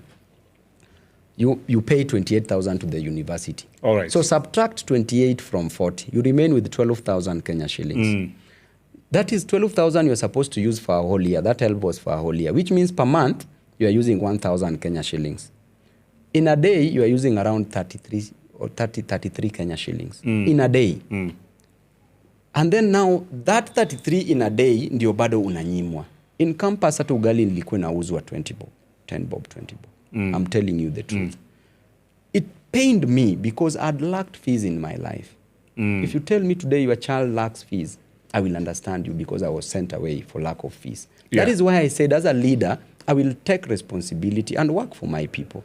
Then there's a time that the government was increasing university fees. They said that now we are going to increase university fees. Then I said, you will not increase university fees. I'm one person who takes sides, who's very decisive, and stood with my people. We went for maandamano, we protested, and fee was never increased. The people of Embakasi East, having realized that Babu delivered in the university the way I did, it was known in the public domain, Babu is a fighter for the people. You will not lack one or two people. Yourself, Mwakideo, you don't like everybody. How do you expect everybody to like you? You will get one or two who will not feel you. That is nature. Okay. Correct? All right. So therefore, I used to work for my people there. Issue ya goons. Mwakideo, university admitted students. At what point did students turn into goons?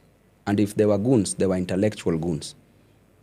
What do you mean by intellectual goons? They are goons who came to take, the way they are calling them goons, allegedly, they are people who came to graduate, to study. They are people who came to study.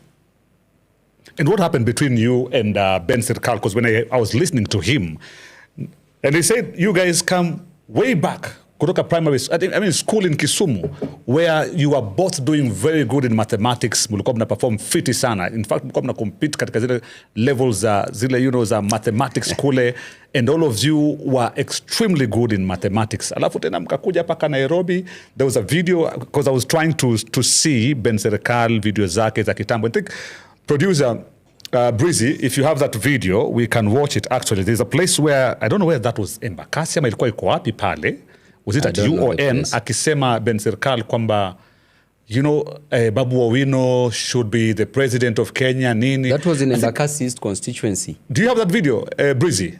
If you have it, please. Let's just play it. That was 6 months ago. Oh, 6 months ago? Yeah. Really? That was 6 months ago. Ebu cheza your video. Producer. 6 months ago? Yes, when he was saying I should be the president of this country. All right, let's see.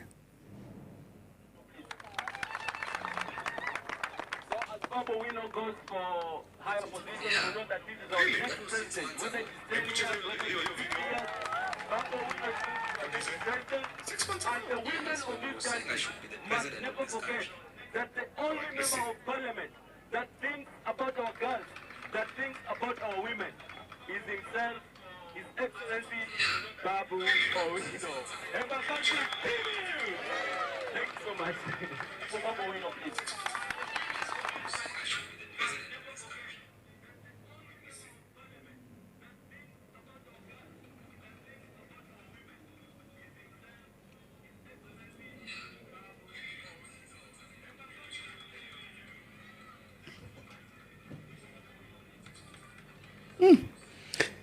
Now, Babu, this is 6 months ago. This is 6 months in Embakasi East constituency.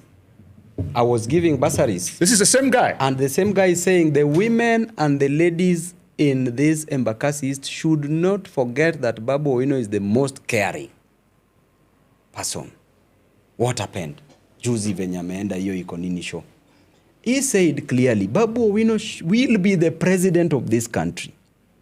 This is 6 months ago. This is Embakasi East. Umesikia akisema Embakasi? 6 months. Yeah. That is Embakasi East constituency. Okay. 6 months ago. Now, my brother. And talking about women and girls, by the way, pia alisema maneno aliweka allegations zingine nzito sana ya mapangale. Akisema kwamba Babu mlikuwa mmeokota mademu, mko kwa gari, wakati huo mnatesa, mko sherehe. Mademu akikataa kwenda na nyinyi, unawapeleka mademu mpaka Karura kule, unaenda kwa butu, unachomoa panga, unafukuza mademu, wanakimbia huko msituni. Babu, Mwakideo, najua Babu has weaknesses, but not to that extent. I have my weaknesses. But not to this extent. But not to what Ben was saying. 6 months ago, Babu OWINO should be the president. Babu OWINO is the most loving person to the ladies and to the women, as per what he has said. Today, Babu OWINO is a beast, is a boogeyman, is a wild animal. Let me explain. Why would he say that? Let me explain to you something. Ebu nieleze. My brother. You know, envy and jealousy is a very dangerous thing. Envy and jealousy made Satan leave heaven. Satan was the angel of entertainment in heaven. But he saw the way he was controlling those angels, and then saw that there was God who was above him. He couldn't stomach that. Because of that, Lucifer was thrown here on earth and is disturbing people like Ben. I want to tell you something, my brother.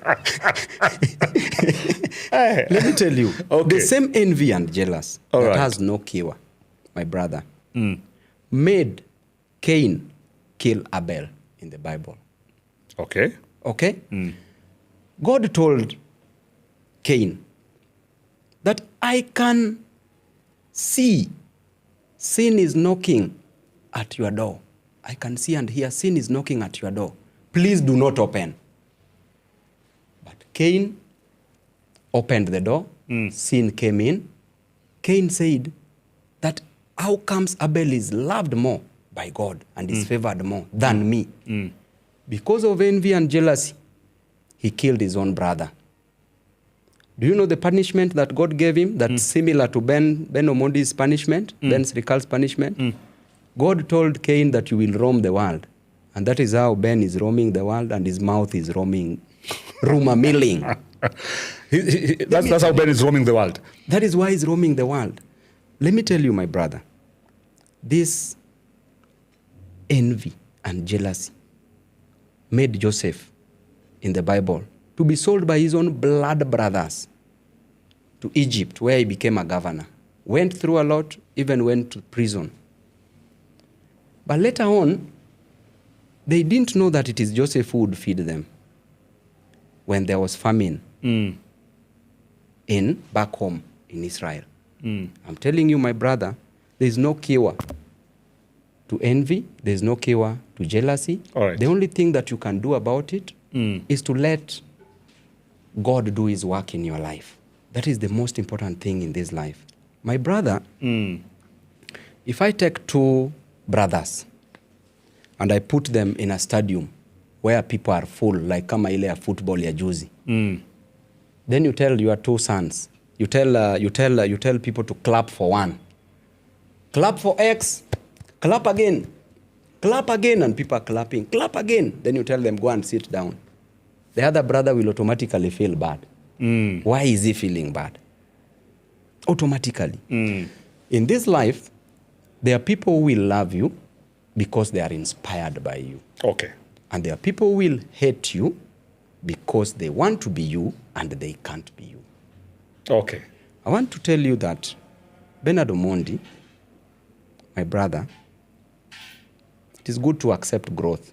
The person you were 20 years ago, Mwakideu, when I look at you today, a very polished gentleman. All right. Asante. The person you are 20 years ago is not the person you are today. Definitely. Because Kabisa. there is growth. It's true. You allowed growth to take place in your life. But if you don't allow growth, you will not see the essence or the need for people to grow.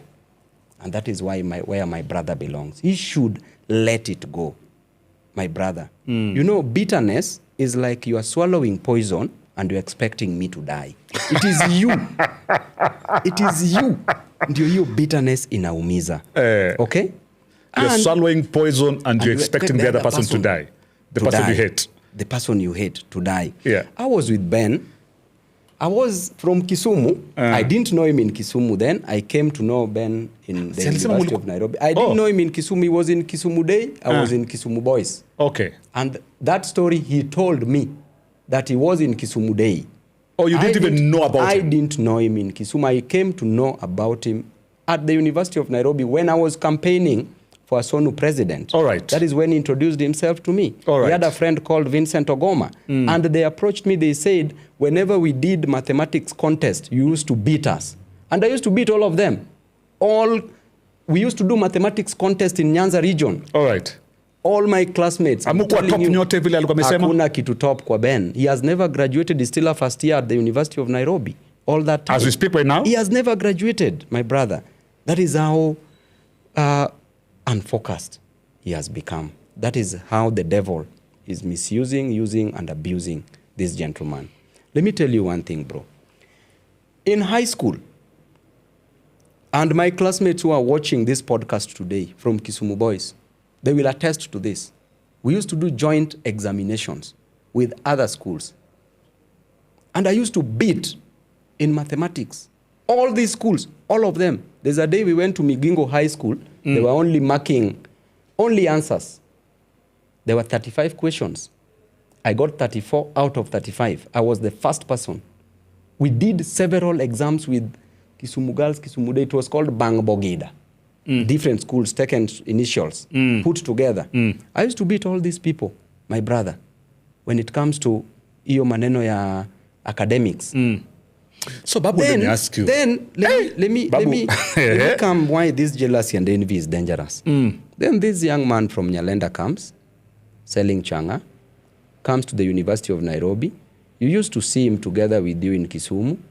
Then all of a sudden, this guy has become a president of the University of Nairobi. Do you know, when I was contesting as a president at the University of Nairobi, Ben opposed me initially. Then he supported me. He opposed me, supported me. When you were going for that seat? 2011, 2012. All right. Ben started by opposing me. Then he joined me and supported me. All right. Then 2014, 15, Ben opposed me when I was going for my re-election again. All right. Then later on, joined me. All right. Then 2015, 16, Ben supported me. All this time he has not graduated, but I had graduated with my first that year he supported you, he didn't oppose you? He opposes first, then supports. All those years? Very consistent. All right. Then 2016, 17, again opposed my candidature at the University of Nairobi, then supported me. Then I went to Embakasi East constituency. At Embakasi East constituency, Ben supported somebody called Obiende, opposed me, then supported me. Then I give him a job. He said he left it. As usual, he started opposing me. 2022, Ben opposed me. Initially, again, supported Mureithi. Then joined me as I was winning the election. So do you know what?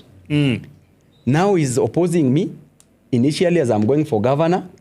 So he's the best person to know whether Babu is winning or losing. So Babu knows that whenever Ben opposes him, he wins elections. So it's a good sign for me that when he opposes me, I win elections. So God has given Ben a special gift. That's a special gift. If he opposes you, know that you are winning.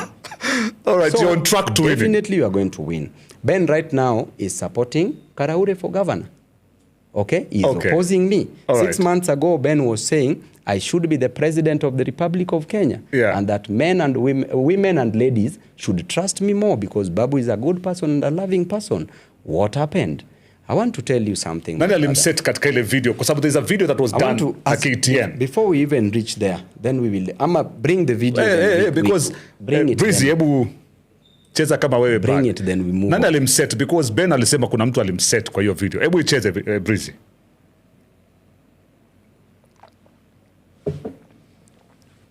So yote ni story. And I want people to listen to the wordings. Listen to the wordings. Just open this video here.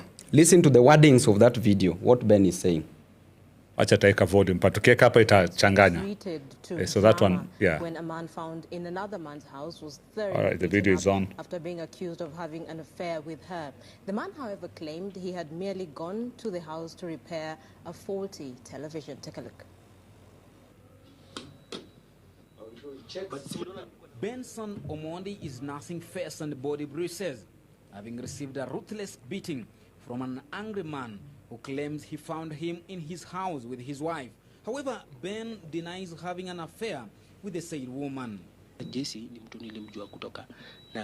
it showing? Are we on? Yes. For some time. Good stuff.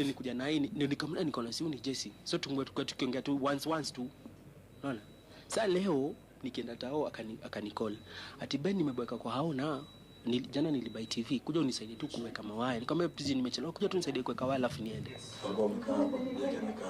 Shukisha awas. Mike. Interrogate bibi yake. Bibi yake anasema nataka kutuambia ukweli. Tuache, nataka kutuambia ukweli. Tusioka.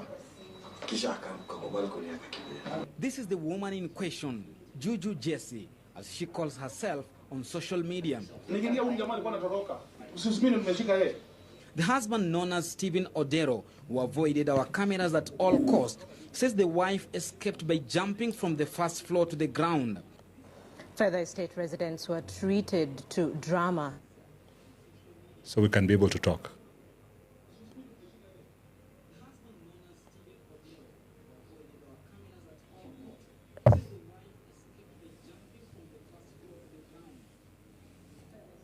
Misha.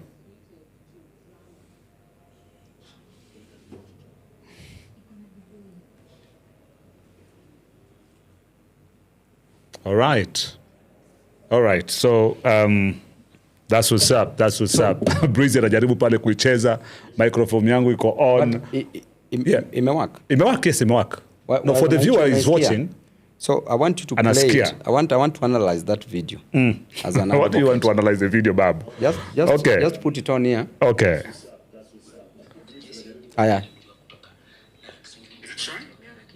Aya. Sasa, Ben says he's been set up, right? Oh, where's the video? All right. Ebu weka the video. I want to analyze that video. What do you want to analyze the video, Babu?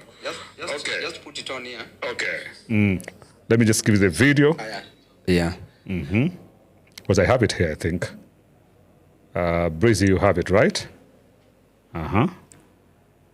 Let me just see the video. Where is the video? Where is this video? Where's the video? All right, let me check it out. You sent it? Yes, it's here. Now. It's here. Now, nataka to see if this was a setup or not. I want Kenyans to listen to what Ben is saying in this video. Accused of having an affair with her. The man, however, claimed he had merely gone to the house to repair a faulty television. Take a look. Yeah. Number one, mark the word, the man claimed. Himself, he claimed that he went to repair a faulty television. Yeah. Tuachie hapo kwanza. Okay. Kwanza is not an electrician. Hiyo ni sawa. Not unless he was going to check other pipes. All right. So, kitu ya kwanza, he claimed from his own verbatim. Yeah. He said, he confessed that he went to repair a faulty television. Up to there is no setup, right? Up to there.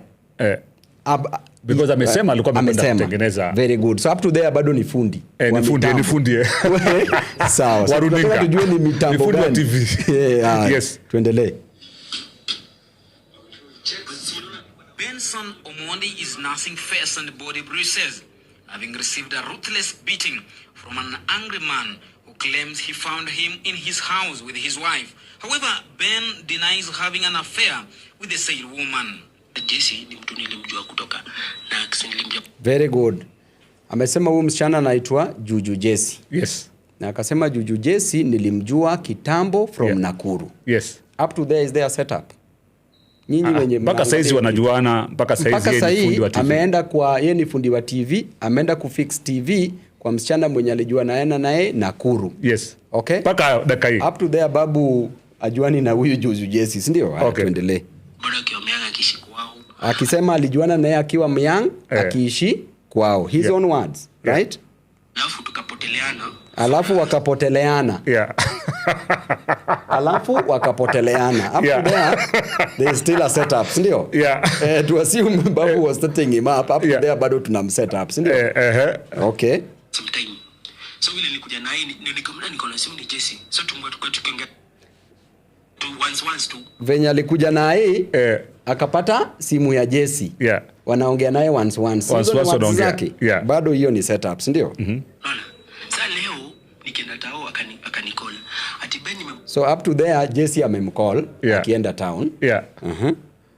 Weka kwa hao na jana nilibai. Na akasema ameboeka kwa hao na alibai TV. Yeah. Na anataka tu waya iwekwe. So Jesse was the TV here. Awekelewe waya. Tuendelee.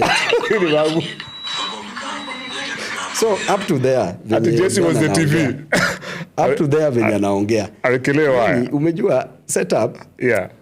How will you set up unaenda kwa nyumba mtu? And then amepatikana akiwa naked kwa nyumba. Hata kutolewa nguo alitolewa, mimi ndo nilienda nikamtolea nguo. Unaona, this is a man mwenye amekuja kufix TV. So all in all, acha turudi tena, there is something that Ben talked about. Why would he be doing that anyway? So why would he go to a whole podcast just to lie and lie and lie? My brother, we are in Babu, a political atafanyaje hivyo bro? We're in a political season. Ben, why didn't he bring up these stories many years ago? Ben is saying, or even 6 months ago when he was saying, 6 months ago when he was saying that I was supposed to be the president of this country and that I will be a president of this country. I'm Ben's role model. Chenye inamsumbua sasa ni hiyo kubwa sana. Wacha nikwambie my brother. Nilicontest hapa in Embakasi East constituency. Right? For all these years, is there any single case that Babu was reported to having been violent? Is there any case of goons yenye Babu amewekea watu Embakasi East constituency? All these 9 years yenye nimeserve Embakasi East constituency. Ni nani amecomplain in Embakasi East constituency? It has been peaceful. They are rating me as the best member of parliament in Kenya because of my work that I'm doing for them. All these years Ben is saying, kwanza chenye nilicheka hata na bibi yangu my brother. Aya, tuliraruka mbaya. Ati nilikimbiza madem na panga, yani Karura. Umejua hiyo story inanikumbusha nini? Unajua zile horror movies yenye watu wanaenda mapicnic, wako huko kwa msituni, alafu there is this one bad man. Anakuanga saa zingine unaona akona kajicho moja kabaya hivi na amebeba shoka. Na amevaa ile hoodie ya black ile paka chini. Yes, na anakibizanga tu watu one by one kwa I thought that thing ilikuwa inakalia kitu kama hiyo. Number 1, Mwakideu. Being a president of SONU, you are the University of Nairobi. Right? Babu Owino is not bad looking, at least. Babu Owino had powers at that time. Okay? All right. Babu Owino had some little coins as at that time. Okay? Babu Owino is an intelligent person. Ben himself confessed that Babu, and then at the same time he said that I was buying lecturers, and at the same time he is saying that Babu alikuwa ana washinda kwa mathematics in high school. Walikuwa top. So all these things, a lady cannot fall for one. And you are telling me also story ya lecture na story pia kufundisha. Very good. High school students. Actually I'm coming there. Yeah. Actually I'm coming there.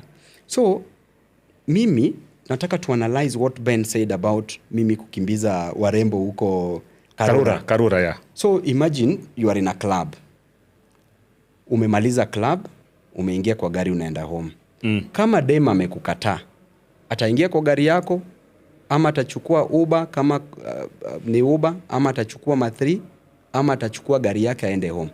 Ataingia kwa gari yako? Haezi ingia kwa gari yako. Kama amekukataa ingia. Haezi ingia kwa gari yako. Which means mrembo akiingia kwa gari yako kuna some agreement yenye iko. Yes. Up to that level. Yes. Ndio? Yes. Haya, tumetoka hapo, sasa tunaendesha gari. Madem nilikuwa naenda nao Karura Forest. Nilikuwa naenda kulala nao Karura Forest kwa msituni.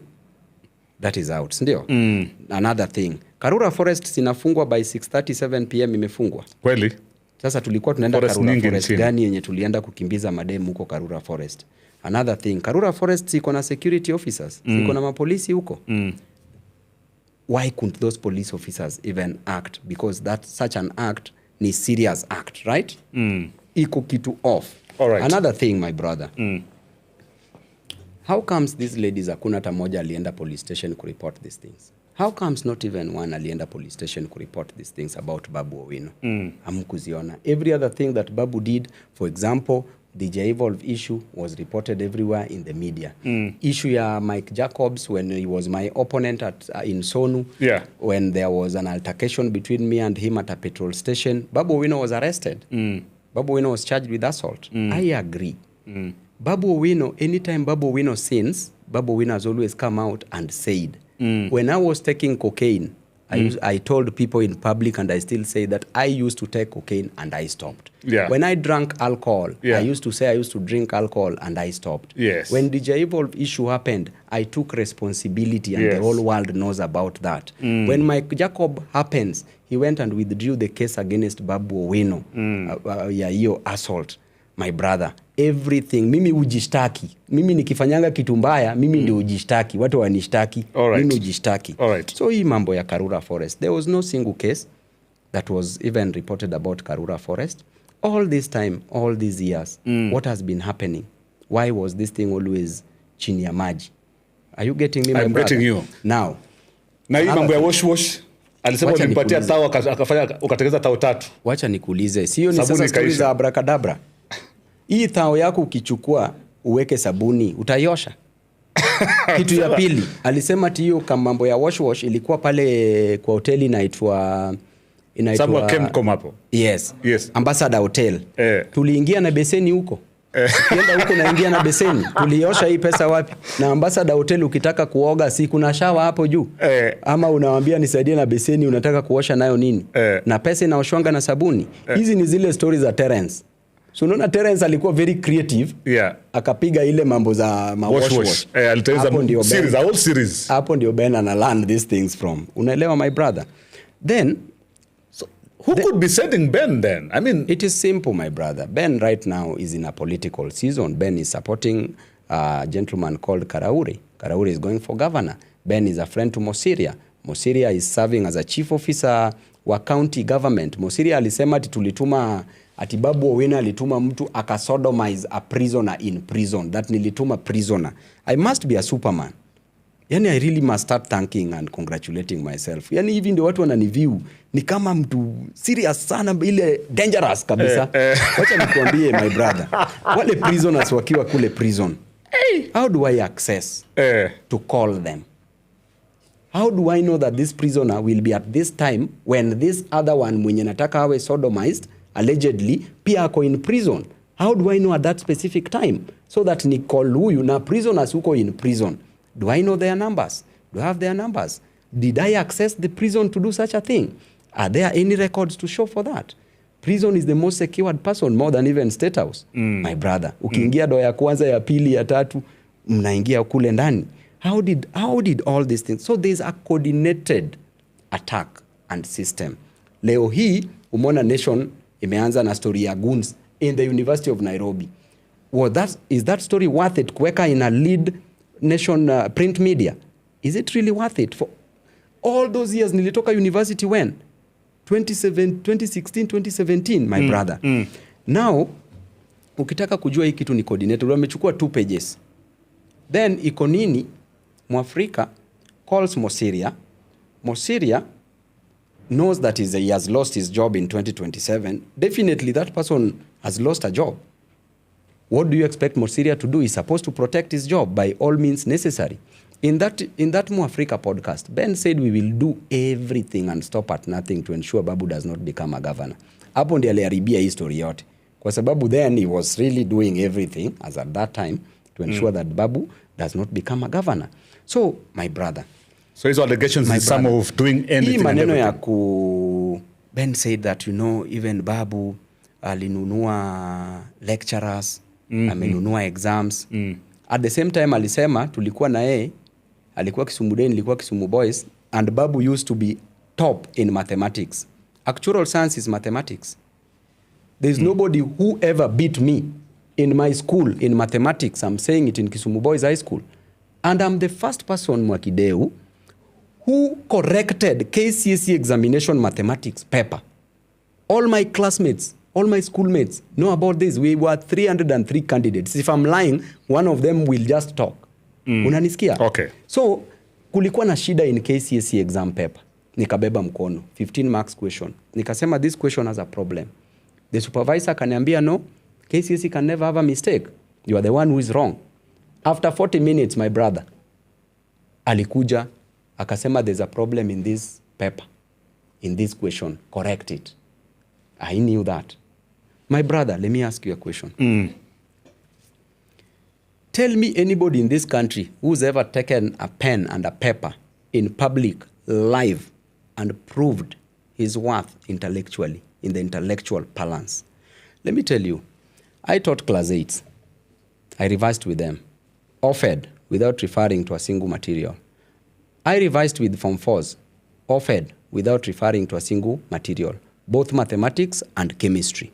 Chemistry, I did a whole topic on organic chemistry, the most perceived, allegedly difficult topic in chemistry in high school. Is organic. Offered. The evidence iko kwa YouTube. Just everybody ingia YouTube, weka tu Babu Owino teaching organic chemistry. Babu Owino teaching high school students. Now, further to that, I went further and lectured university calculus, 1 hour 40 minutes, offered. Babu Owino, just type in YouTube, Babu Owino lecturing university calculus, offered without referring to a single material for 1 hour 40 minutes. Then, Kenya School of Law, I taught Kenya School of Law. Saizi hiyo clip iko na over 110,000 viewers. Kenya School of Law iko na around 2,000 every year. Ina admit. 3,000 every year. Check YouTube, Babu Owino lecturing, Kenya School of Law, criminal litigation. Unaona hii criminal litigation tunafanya kotini? Yes. I lectured a whole syllabus. Not a topic. A syllabus. Whole syllabus. Mpaka extradition. In 1 hour, 31 minutes. There is no single person mwenye in this country who has proven his intellectual worth like that. But I was not doing it to prove it to anybody. I was doing it to help my brothers and sisters pass, because I knew if it is education that helped Babu, these our brothers and sisters who are in high school and university, it is education that can also help them.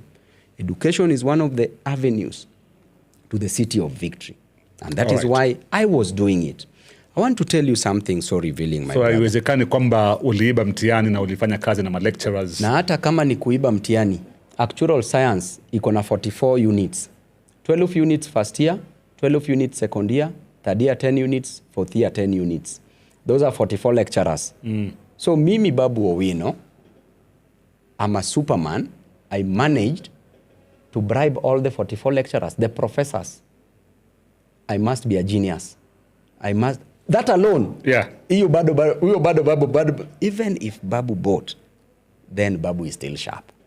Number 2, ukichukua paper. You know, if you are not intelligent, you can't copy. Yeah. You know that. Unaweza pewa mtihani na upewe na answers na kuandika ni ngumu. Yeah. Correct? Yeah, it's true. You can't still copy. Yeah. So my brother, easy nonsense that we are being fed. The juice is not worth the squeeze. You see, Mimi, what I will tell you, I've been very good to my brother Ben Srikala, and I want to show you messages way from 2024, how I've helped Ben, I've helped his father, I've helped his mother. And I want you to confirm if this is Ben or not. I want you, first of all, to start by confirming kwa M-Pesa. Kama huyu ni Ben, and all those issues of fights are coming up here, so you will also see them. Okay, let's confirm. First of all, confirm this number. Let me confirm the number. Unajua pia miaka inakataa miwani madigaga. Na uangalie kwa chupare kidogo. Uangalie kwa M-Pesa kama ni yeye. Okay, so this is a number 0. Okay. Yeah. It's an easy number, by the way. So angalia kwa M-Pesa kama ina show Bernard Omondi, so that I read the messages just to confirm kama ni. Let me just do that right now. Nimtumie kakiro. Tumia hata kama ni 20 bob, kesho utasikia praises. Lakini babu. Okay, tani check hapo. I need to confirm that. Next. Ni Bernard Onginjo. Bernard Onginjo. So it's called Bernard Omondi Onginjo. Okay. That's him. All right. So my brother, kwanza hii story ya Karura. Demu ukitaka kutoka kwa gari yako, lazima utoe panga. Utamwambia tu toka, atatoka. Lazima nirudi kwa boot nimtoe. Na all along the way tukikuwa ndani ya gari, na gari ni yako. Ukiwa ndani ya gari hapa tuliwafunga ama nini, si wangekuwa napiga nduru kila mahali. Anyway, tusome hizi messages. All right. Na nataka uzione. From 2024, these are the messages. So some are written in Luo that I will tell you. Thanks bro. So tuanze, na nataka uone. Ameanza, thanks bro. Akasema, this is 27th March 2024. Yes. So nataka our Kenyans wawe a little bit patient, wasikize hii vizuri. Akaanza, that Senegal story of President Faye and his best friend Osman Sonko is an inspirational story. All right. So you see, he still wants me to be president. He's sending me that. All right. Then nikamwambia, bro, we will rule this country soon. That's true. Correct? Then he says, this is your time as the first amongst the equals. Go. This is a man who still believes that I'll be the president. That is in 2024. This is 2024. All right. Okay? 27th March, at 6:32 p.m. Then I told him, God in it. Now, let's start. 28th March 2024. Ben says, Jacom means chairman. Yes. He calls me Jacom. Please, Yudna 15K. Nitafutie 15K. Madhe collapse in the night. Nikampeleka Siaya Hospital. Nataka kutumia mzee. I'm in Garissa as we speak. Then he sent again. She's supposed to undergo head scan this morning. Right? Yeah. Then akasema, Jacom, please assist me any way you can. Kindly. The same 28th. Right. Then he said again, Jacom, ni kunoma kabisa. Then he said, I know you could assist. In English, you could assist me, butchered. But I understand your responsibilities, bro. Yes, I know you could assisted me. Yeah. Okay, that's what is written. Yeah. I know you could assist me, but I understand your responsibilities, bro. Yeah. Then nikamtumia pesa, akasemaje, may God bless you, sir. On behalf of my family, I thank you. All right. Now, let's go to, hiyo ni one note. The next one is 6th of April, 2024. Yeah. Governor, he's calling me who? Governor. Akasema, sorry for that misunderstanding. Yeah. The next message is, congratulations my brother on 18th of April, 2024. Yeah. The next one akasema, kindly call me. That is 8th of May, 2024. The next one, 30th of May, 2024. Anasema nini? Bro, I need your financial help to clear a bill and hire an ambulance to transfer mzee to better facility, Avenue Hospital, Kisumu. I desperately need 60,000. Please assist me in any way you can. Kindly, bro. Very good. That was on 30th of May 2024. Now baba yake ndio ni mgonjwa. Yes. And what happened na baba yake, kulikuwa na some land dispute, baba yake akakatwa na panga, akapelekwa hospitali. And this message was sent at 4:14 a.m. Yes. Are you seeing it? Are you seeing? Yes. 4:14 a.m., yes. right? On 30th of May. On 30th of May. Yes. At 4:14 a.m. Then akasema, my brother, you always have my back in time of need. I thank you, sir. Na hiyo message ametuma 5:31 a.m. Hata niliwacha kulala, nikaamka, nikamtumia pesa 60,000 asaidie nayo babake, si ndio? Okay. Then what did I write to him? I do it because it's the right thing that should be done. Even when one is bad to you, always do the right thing. That's me sending him that message. Then akasema, I understand you deeply, bro. Then 31st May 2024 at 9:26 a.m. Thank you so much, bro. Mzee is recuperating well. Very good. Then on 2nd of August 2024, on 3rd of August, akasema, thank you so much, bro. Let's create a better country for our children. Then on 28th September 2024, akasema, morning Jacom. Yeah. Hope unaendelea vizuri.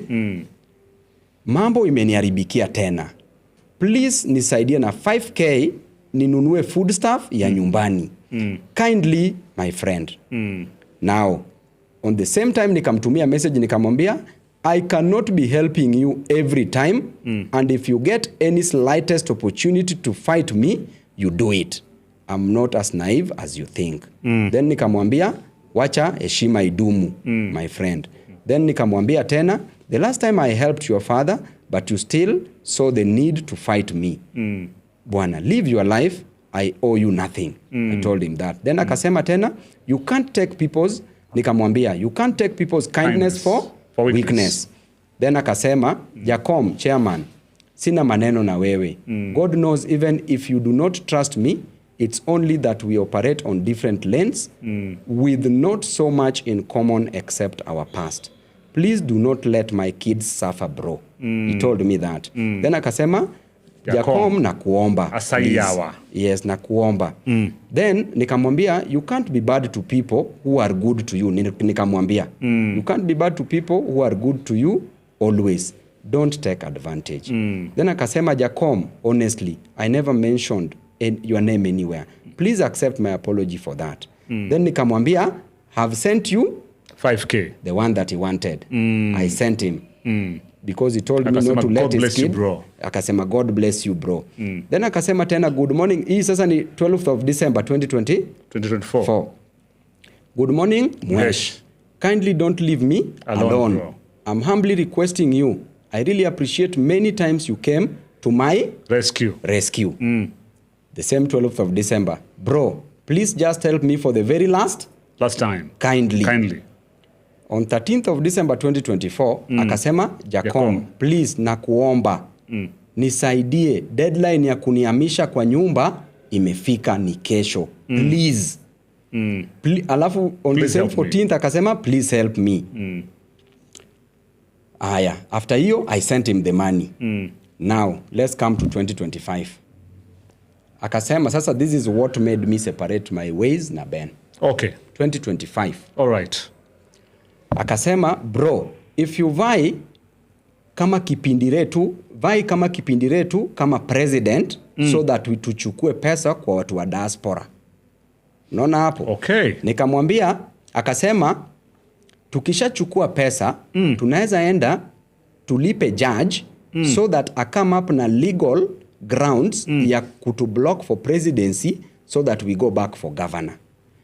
Then, kusimama kwako president is just for 1 year. We will inherit all diaspora support base ya Baba Jacom, and we will make money. Please check WhatsApp and advise yoniye Jacom, na kuomba hii pesa isituache hii ya president. Please vie for president, tuchukue pesa kwa watu wa diaspora. Let's meet in the course of the day, tupange. That is when siku respond about anything, and that is when niliwachana na. Let me confirm that number again. Confirm this number. Let me just confirm that number again. Huh? Ndio hii. Oh, kweli. So, this is that same person. So, Ben, saizi ni mtu ambaye ako na wife and children. He should respect these children. He should respect the wife. Ben should work hard in life the way other people are working hard. Hizi mambo za blackmail here and there is not worth it. Hii maneno ya kutoka because it is a political season. We know, saizi ni maneno ya politics.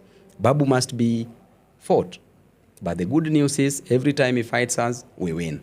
So it's a good sign for us that whenever we see him fighting, we win this. Ben hata alisema ati nimepatia Babu bibi.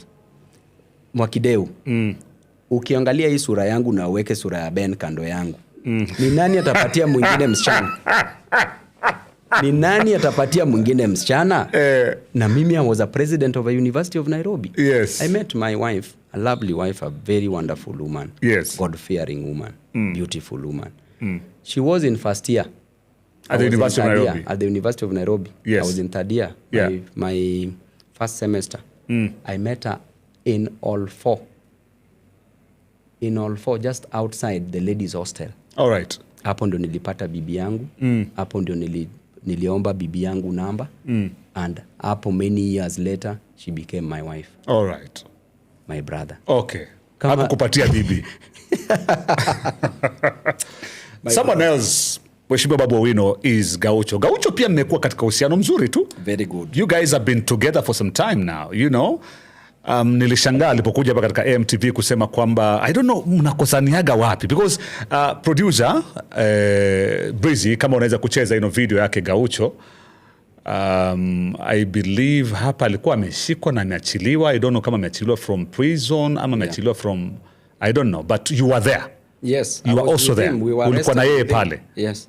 Akawa anaongea pale. Kama unaweza kuicheza Breezy, tafadhali. Let Gaucho say a word. First, nashukuru wanahabari wa Kenya kwa kusoma na sisi, but me Babu is my senior. Mali yuko siwezi ongea sana kwa sababu yeye ni kama brother yangu mkubwa. Unajua kama baba yako yuko karibu ambao ni Raila Odinga na Babu ndio next kama Raila, siwezi piga mdomo sana mali yuko. So namwachia nafasi aongee mambo ya boma. Lakini ile kitu iko vijana tuwezi choka na tuwezi endelea, hatuwezi rudi nyuma hata tufanywe nini. Najua kama brother yangu Babu Owino ako mbele. Mimi niko safe na tuko safe na siwezi piga mdomo sana kwa sababu anaweza nivuruga hapa. Asante.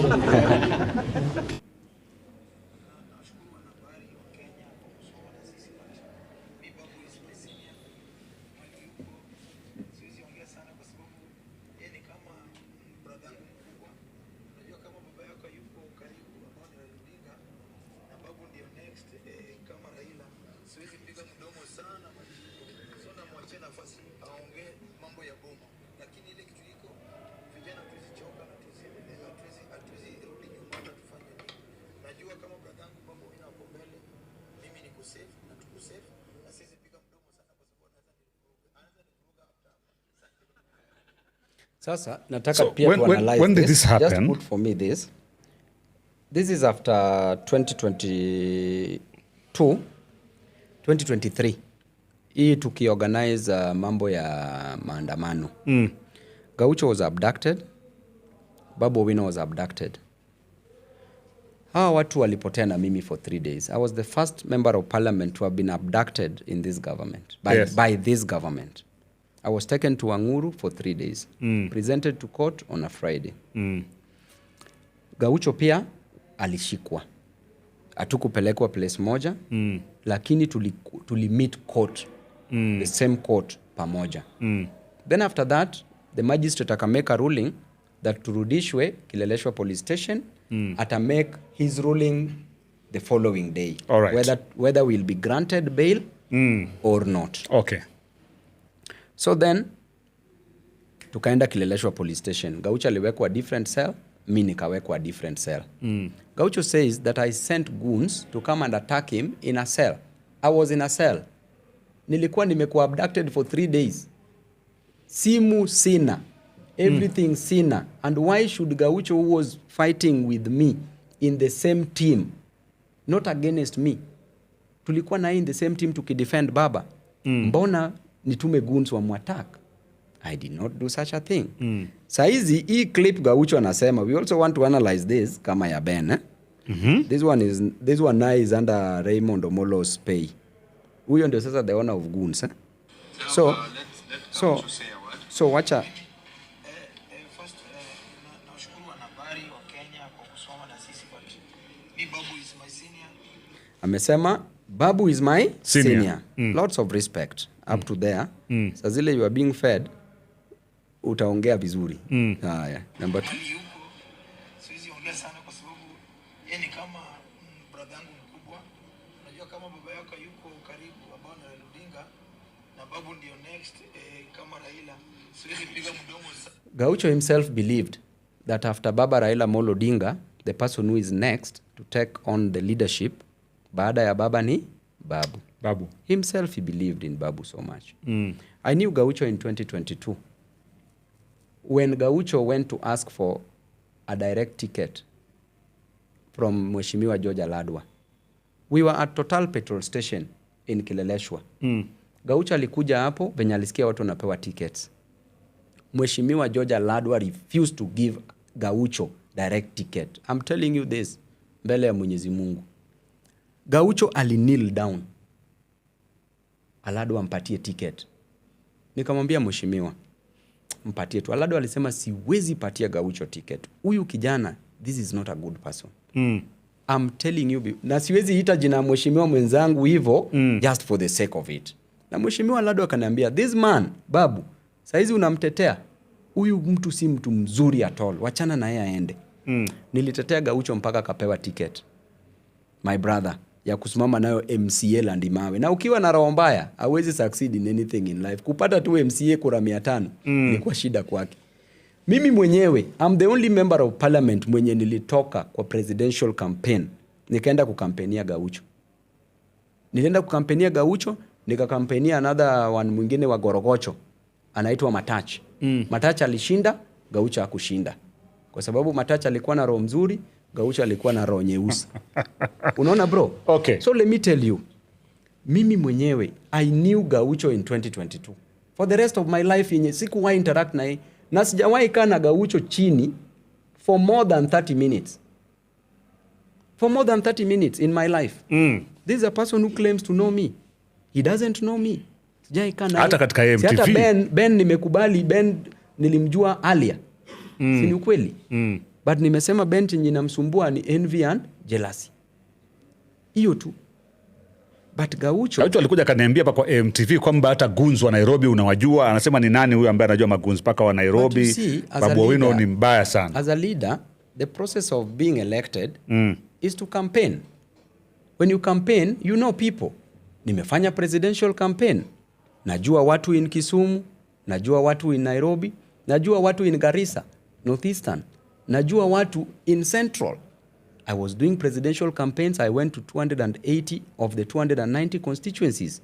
Every person they use as a goon Wananiambia Babu, hivi ndio mnapangiwa. A good leader must have ears on the ground.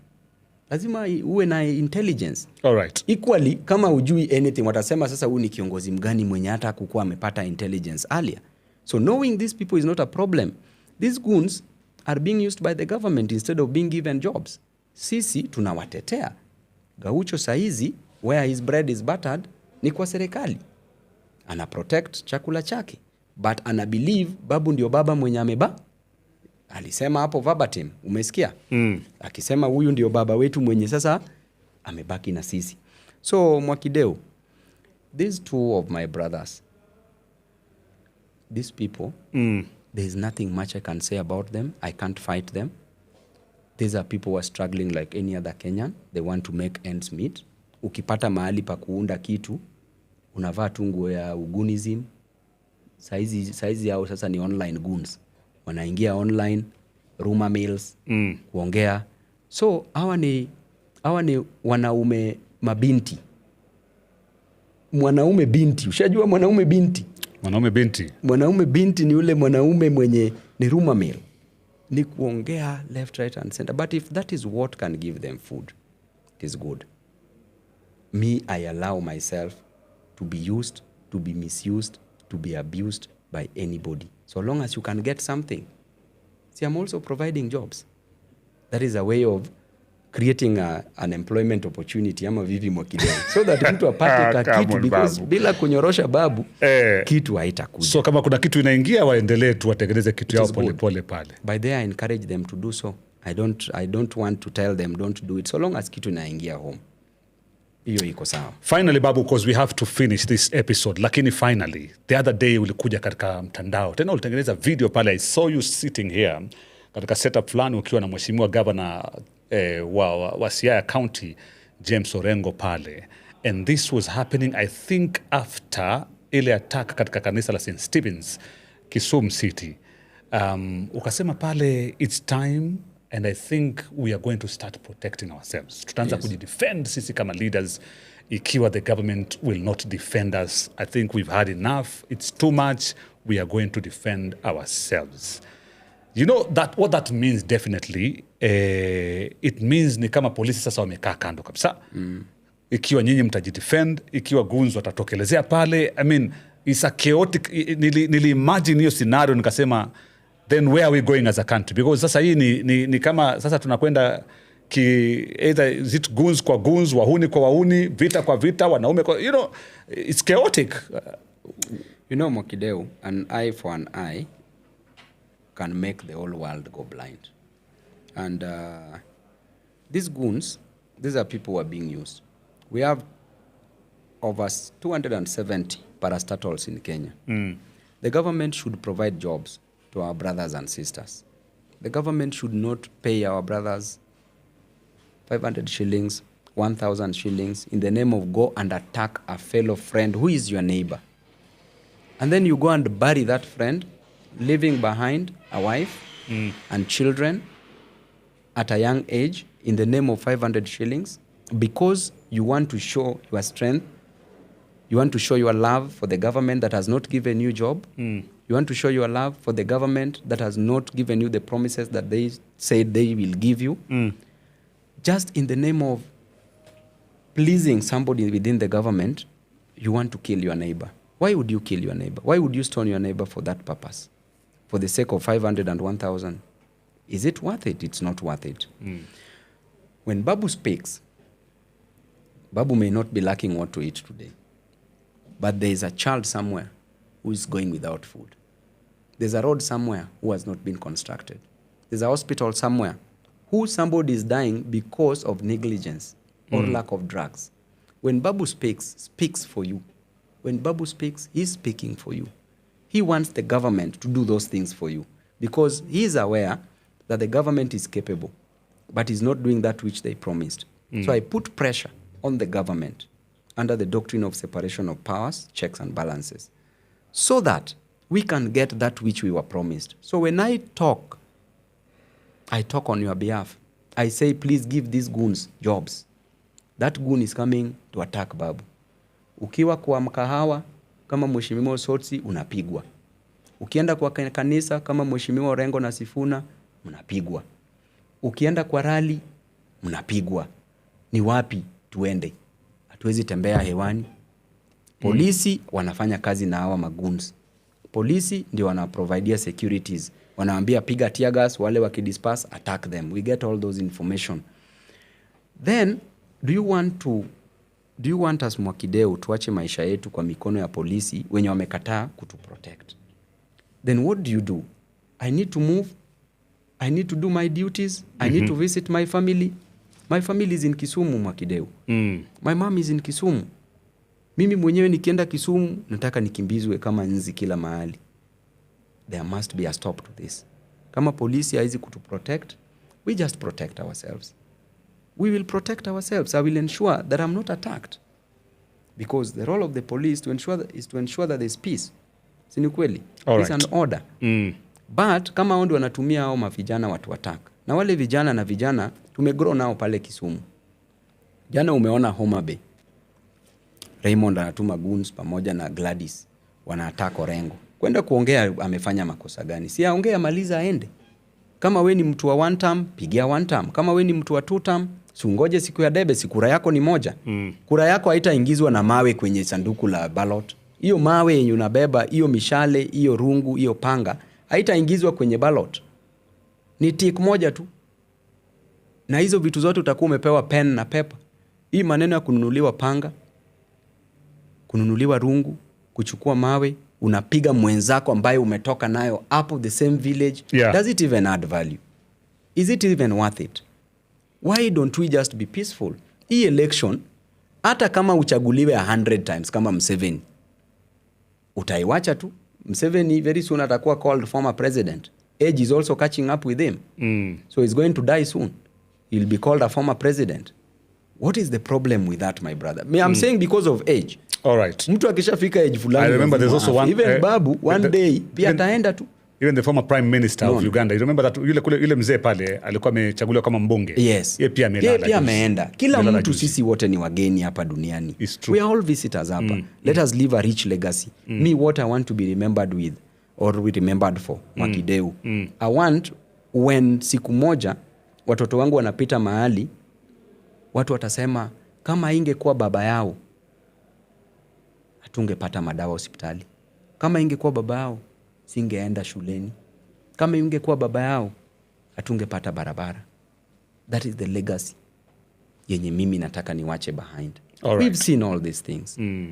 We've been at our ages, at our young age. Of course, some of these things, Mwakideu, I don't expect you to behave now how you are behaving in 20 years time. Yes. In the last 20 years ago, in the last 20 years. But we are work in progress. We improve, we change. We don't do so much, so extreme things. We are given an opportunity. Hii issue ya goons, my brother. Even Paul in the Bible, who converted from Saul to Paul, did the worst, murdered people, but on his way to Damascus, he saw light. Paul is the one who has written most scriptures in the Bible. He is not remembered as a murderer. He is remembered as a person who took salvation to the farthest parts of this world, and is remembered as a person who wrote the most books in the Bible. He is celebrated. For every saint, there's a past, right? There's a past. All right. So we are not all perfect, Mwakideu, but we want to yearn to make this world a better place. As a leader, you will watch, you will see, I'm still with you. I will serve as a governor, then I will serve as a president as we are still here, Mwakideu, tutapanga kazi na wewe. Kwanza utakuwa, hii state house utakuwa na kimoja, wewe unaingia anytime. When that time comes. Yes, when that time comes. So we leave this world a better place, my brother. And Babu OWINO has always admitted his past mistakes. The ones that I did, I admitted. I took responsibility. The most dangerous ones, like even taking cocaine, I admitted. I took responsibility. I stopped. Drank alcohol, admitted, stopped. Okay? Fought with Mike Jacobs at a petrol station, admitted, was arrested, charged, stopped. They even said that I killed a returning officer in Embakasi East constituency. Let me ask you, my brother, in 2022, in 2017, I beat my opponent with a difference of 4,000 votes. 4,000. Very narrow. In 2022, I beat my opponent with a difference of close to 30,000 votes. 30,000 difference. Is that worth it to kill a returning officer? And the returning officer died on the day of the release of the results. Was I not waiting for the returning officer to announce me as the winner? Who could have announced me after killing the returning officer? Why didn't Ruto kill Chebukati if he knew Chebukati was going to announce him? Why couldn't he kill him? And in this government, venye nimeoppose government in opposition, do you think unaweza kuwa returning officer na usishikwe na hii serikali? Hata sahi I challenge the DCI wafungue hiyo kesi. Tujue who killed. The government knows who killed the returning officer. And between the winner and the loser, who will want to kill the returning officer? Is it a person who has lost elections or is it a person who has won elections? Returning officer died by 10 a.m. I was being announced. Na amepotea hiyo around 8, between 8 na 10 a.m. They alipotea. Already results had been projected. Already had won elections. So a winner cannot kill the returning officer because he wants to be announced the winner. Correct? All right. So who has more to lose when a returning officer dies after you win? Was it not Babu Owino? But because people talk, you hear Miguna, yani huyo jamaa anajiitanga ati barrister. Barrister na hata kesi moja ya kutema mate kwa streets hapa hajai shinda hii town. Ni barrister. He cannot reason. I don't know why people think that Miguna is a sharp person. Hakuna brains hapo. Anasema ati ajui the different types of justice system. Let me ask you. Miguna anasema amesoma sana bwana. Hakuna kitu hapo. Even in a class, let me ask you. In a class of fools, if you are number 1 in a class of fools, so are you not number 1 fool? Correct? But if you are in a class of intelligent people and you are the last person in that class, then you are the last intelligent person. Yeah. But in a class, si kuna watu pia waligraduate na sisi university. There are those who got higher, there are those who, for different reasons, I don't want to attack any of that, but we all graduated. Yes. But there was differences, right? It's true. Miguna ananiambia that ile story ya DJ Evolve, justice was not served. There are different types of justice. There's one called the retributive justice that says punish because of a wrongdoing. That if Miguna was a King Solomon, he would have said, cut the baby into 2. That is justice to him. Then there's justice called restorative justice, that you restore. You try to return, to mend to its original state, how it was before. And that is what I was doing. I took responsibility. I take care of the medical costs. Up to date. He doesn't see that as justice. He wanted DJ Evolve to die. So he's a murderer between me and him. A person who wants that person, Babu, go to jail so that this person can die. DJ Evolve himself, a great friend of mine. We never even fought in the club. I explained what happened about DJ Evolve. There was no fight at all. He will tell you, even up to now. Pure accident. My brother. Then unasema peleka huyu jail, huyu wacha tu akufe tumzike. That is justice to him. Then he says, barrister. Barrister who could not even qualify to be shortlisted. To be shortlisted as a DPP. Kwa hizo shortlistings ilikuwa over 200 people. He did not qualify to be shortlisted. Hakuna kitu hapo bwana. Talking much does not mean that you are intelligent. Kibaki never used to talk, but first class honors material. Hizi zingine ni liquid intelligence bwana. All right. Haya, kuna jumbe pale kidogo tukiwa tunamalizia. Anasema kwamba pick my number niongee na Babu. Tell Babu that nimetengeneza orojure. What is that? Orojure ya kurusha mawe cause sisi ndio tunamlinda. I love the spirit of Babu wa sababu. Umetuma SMS pale. And then there's someone else hapa kutoka maeneo ya Kayole. Anasema Amudavi from Kayole. Mimi ni Sifuna. Lakini Babu kwa sababu, bila sababu Nairobi tabu. Okay. A lot of people were calling pale na mapema. Someone else anatuma ujumbe pale anasema shika simu. I say about Babu and Ben Serikal. By the huyo umeshika simu yake because ni kama anajua huyo Ben. Ni kama anajua mambo mengi kuhusiana na Babu na Ben serikali. Otherwise, Babu Owino, thank you so much. Let me just ask you the last one, because a lot of people were talking about Olkalau. Walikuwa nasema hii Olkalau by election ni ishara ya 2027, how things are going to happen. Unaweza sema kuna chochote pale ambacho, ama Olkalau is just unique? Juzi nikamsikia pia Mheshimiwa Aden Duale akasema DCP wanaringa sana, but DCP was competing against Jubilee because Jubilee mbunge wao ndo alifariki dunia kwa bahati mbaya. So DCP, Jubilee walikuwa kwa pale kutetea kiti chao. You know, they were not competing against Ruto, against UDA. It was DCP against the person who actually alikuwa ameshikilia kiti ambayo alikuwa ni Jubilee. So kama ni kuongea mambo ya Uhuru Kenyatta na Rigathi Gachagua, DCP walikuwa pale tu kama wapita njia. Umejua hii mambo ya Olkalau Mwakideu imetufundisha a lot. And money cannot buy votes. People elect leaders. People don't elect dealers. Pale uliona gas cooker imepelekwa ikakunywa maji. Viatu ikapelekwa ikakunywa maji. Boats zimepelekwa ikameza maji, ikaanza kusink. Ukiona pale poles za stima zimepelekwa stima, barabara imepelekwa, pesa imepelekwa. People elect leaders and people are also tired. People want change. People just want genuine people. As a leader, you might not be 100% perfect, but work for the people. Just put your foot down. Just work for the people. Roll.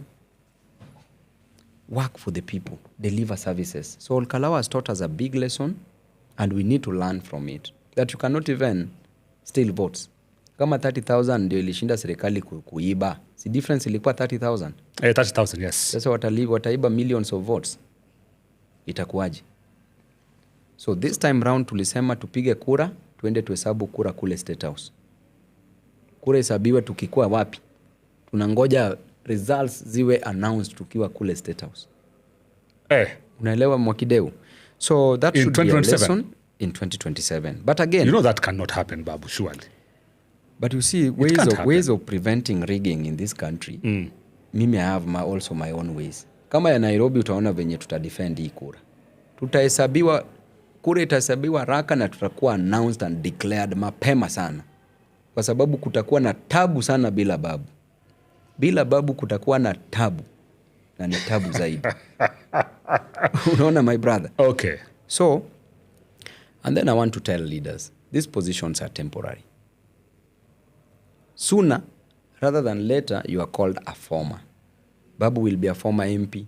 Babu will be a former governor. Then Babu will be a former president. Uhuru is now a former president. Ruto will also be a former president. You will be called a former. If you know that these are temporary positions, why don't you just work for the people?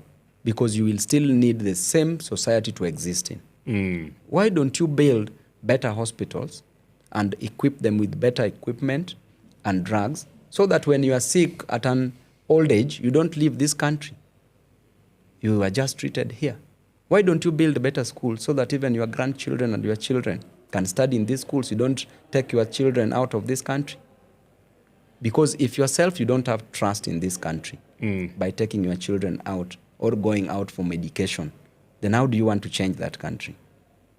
Why don't we just dedicate our time, our resources as a leader? Because God will punish you with the same energy that is giving you that seat. If he gives you and you don't deliver, he will punish you double with the same energy that he's using to give you that seat. And then these things are temporary. Tusiweke hii kitu kwa roho sana. Tupange tu kazi yenye tunapanga tuende. Ukisikia Babu anakuja kwako, wacha tu Babu akuja kuongeleshe. Kama umpendi mngoje 2027. Kama unampenda muende naye safari moja. All right. Si ndio maneno inaenda Mwakideu. Hivyo ndio inaenda. Yeah. Thank you so much, Babu Owino, MP Embakasi East. This is AMTV. Hii interview imekwenda kwa muda mrefu sana. It is episode number 99. Thank you so much for watching, by the way. Kama umeanza kuwatch nasi katika Facebook, katika TikTok, katika YouTube, we appreciate you. Thank you for keeping us company. Thank you for the comments, for sharing, for liking. We appreciate you. Asante sana. Labda Babu Owino, unaambia nini watu wote ambao wana watch as we maliza this interview? Nataka nichukue nafasi kuwashukuru wale watu wote ambao wana watch interview. Nataka niwashukuru sana. To Kenyans, I know you are going through a lot. I know the struggles are real. I know there are no jobs. I know there is high cost of living. And I know that there's also overtaxation. You are going through a lot on a day-to-day. A normal Kenyan, as you are thinking about where you will get your next rent. You are thinking about where you will get your next school fee or school fee for your child. You are thinking about where you will get your next meal. And I believe that by the grace of God, by the strength of God, if you put God first, everything you shall overcome. The Bible tells you, God tells you, that in this world you will have trouble. He tells you will have trouble. But when you have trouble, He has overcome the world. He will be with you when you are in those challenges. During those challenges, He will be with you. I want you never to lose hope. The best is coming. Kenya in 1963 is not Kenya today. There are changes. There are good leaders coming back. There are equally bad leaders who are also given an opportunity to serve. And I want to tell you that in 2027 is an opportunity for you to elect good leaders. These leaders will change your lives. For me, as Babu Owino, the great people of Nairobi County, I'm going to change your lives. I'm going to work for you. And I won't do it because you want me to do it. I'll do it because it is the right thing that I'm supposed to do as a leader. And I will not expect you to tell me thank you. I will expect you to ask for more. I will deliver. Na tukutane City Hall 2027, kisha tukutane State House. Bila babu ni tabu. Babu kwa sababu. Na hata bila sababu, bado ni babu. Na baada ya baba, ni babu bado. Thank you. Asante sana. Until next time, I'm your chairman, Alex Mwakideu. Thank you so much for watching. This is AM TV. See you on the next one. Keep on subscribing, and God bless you.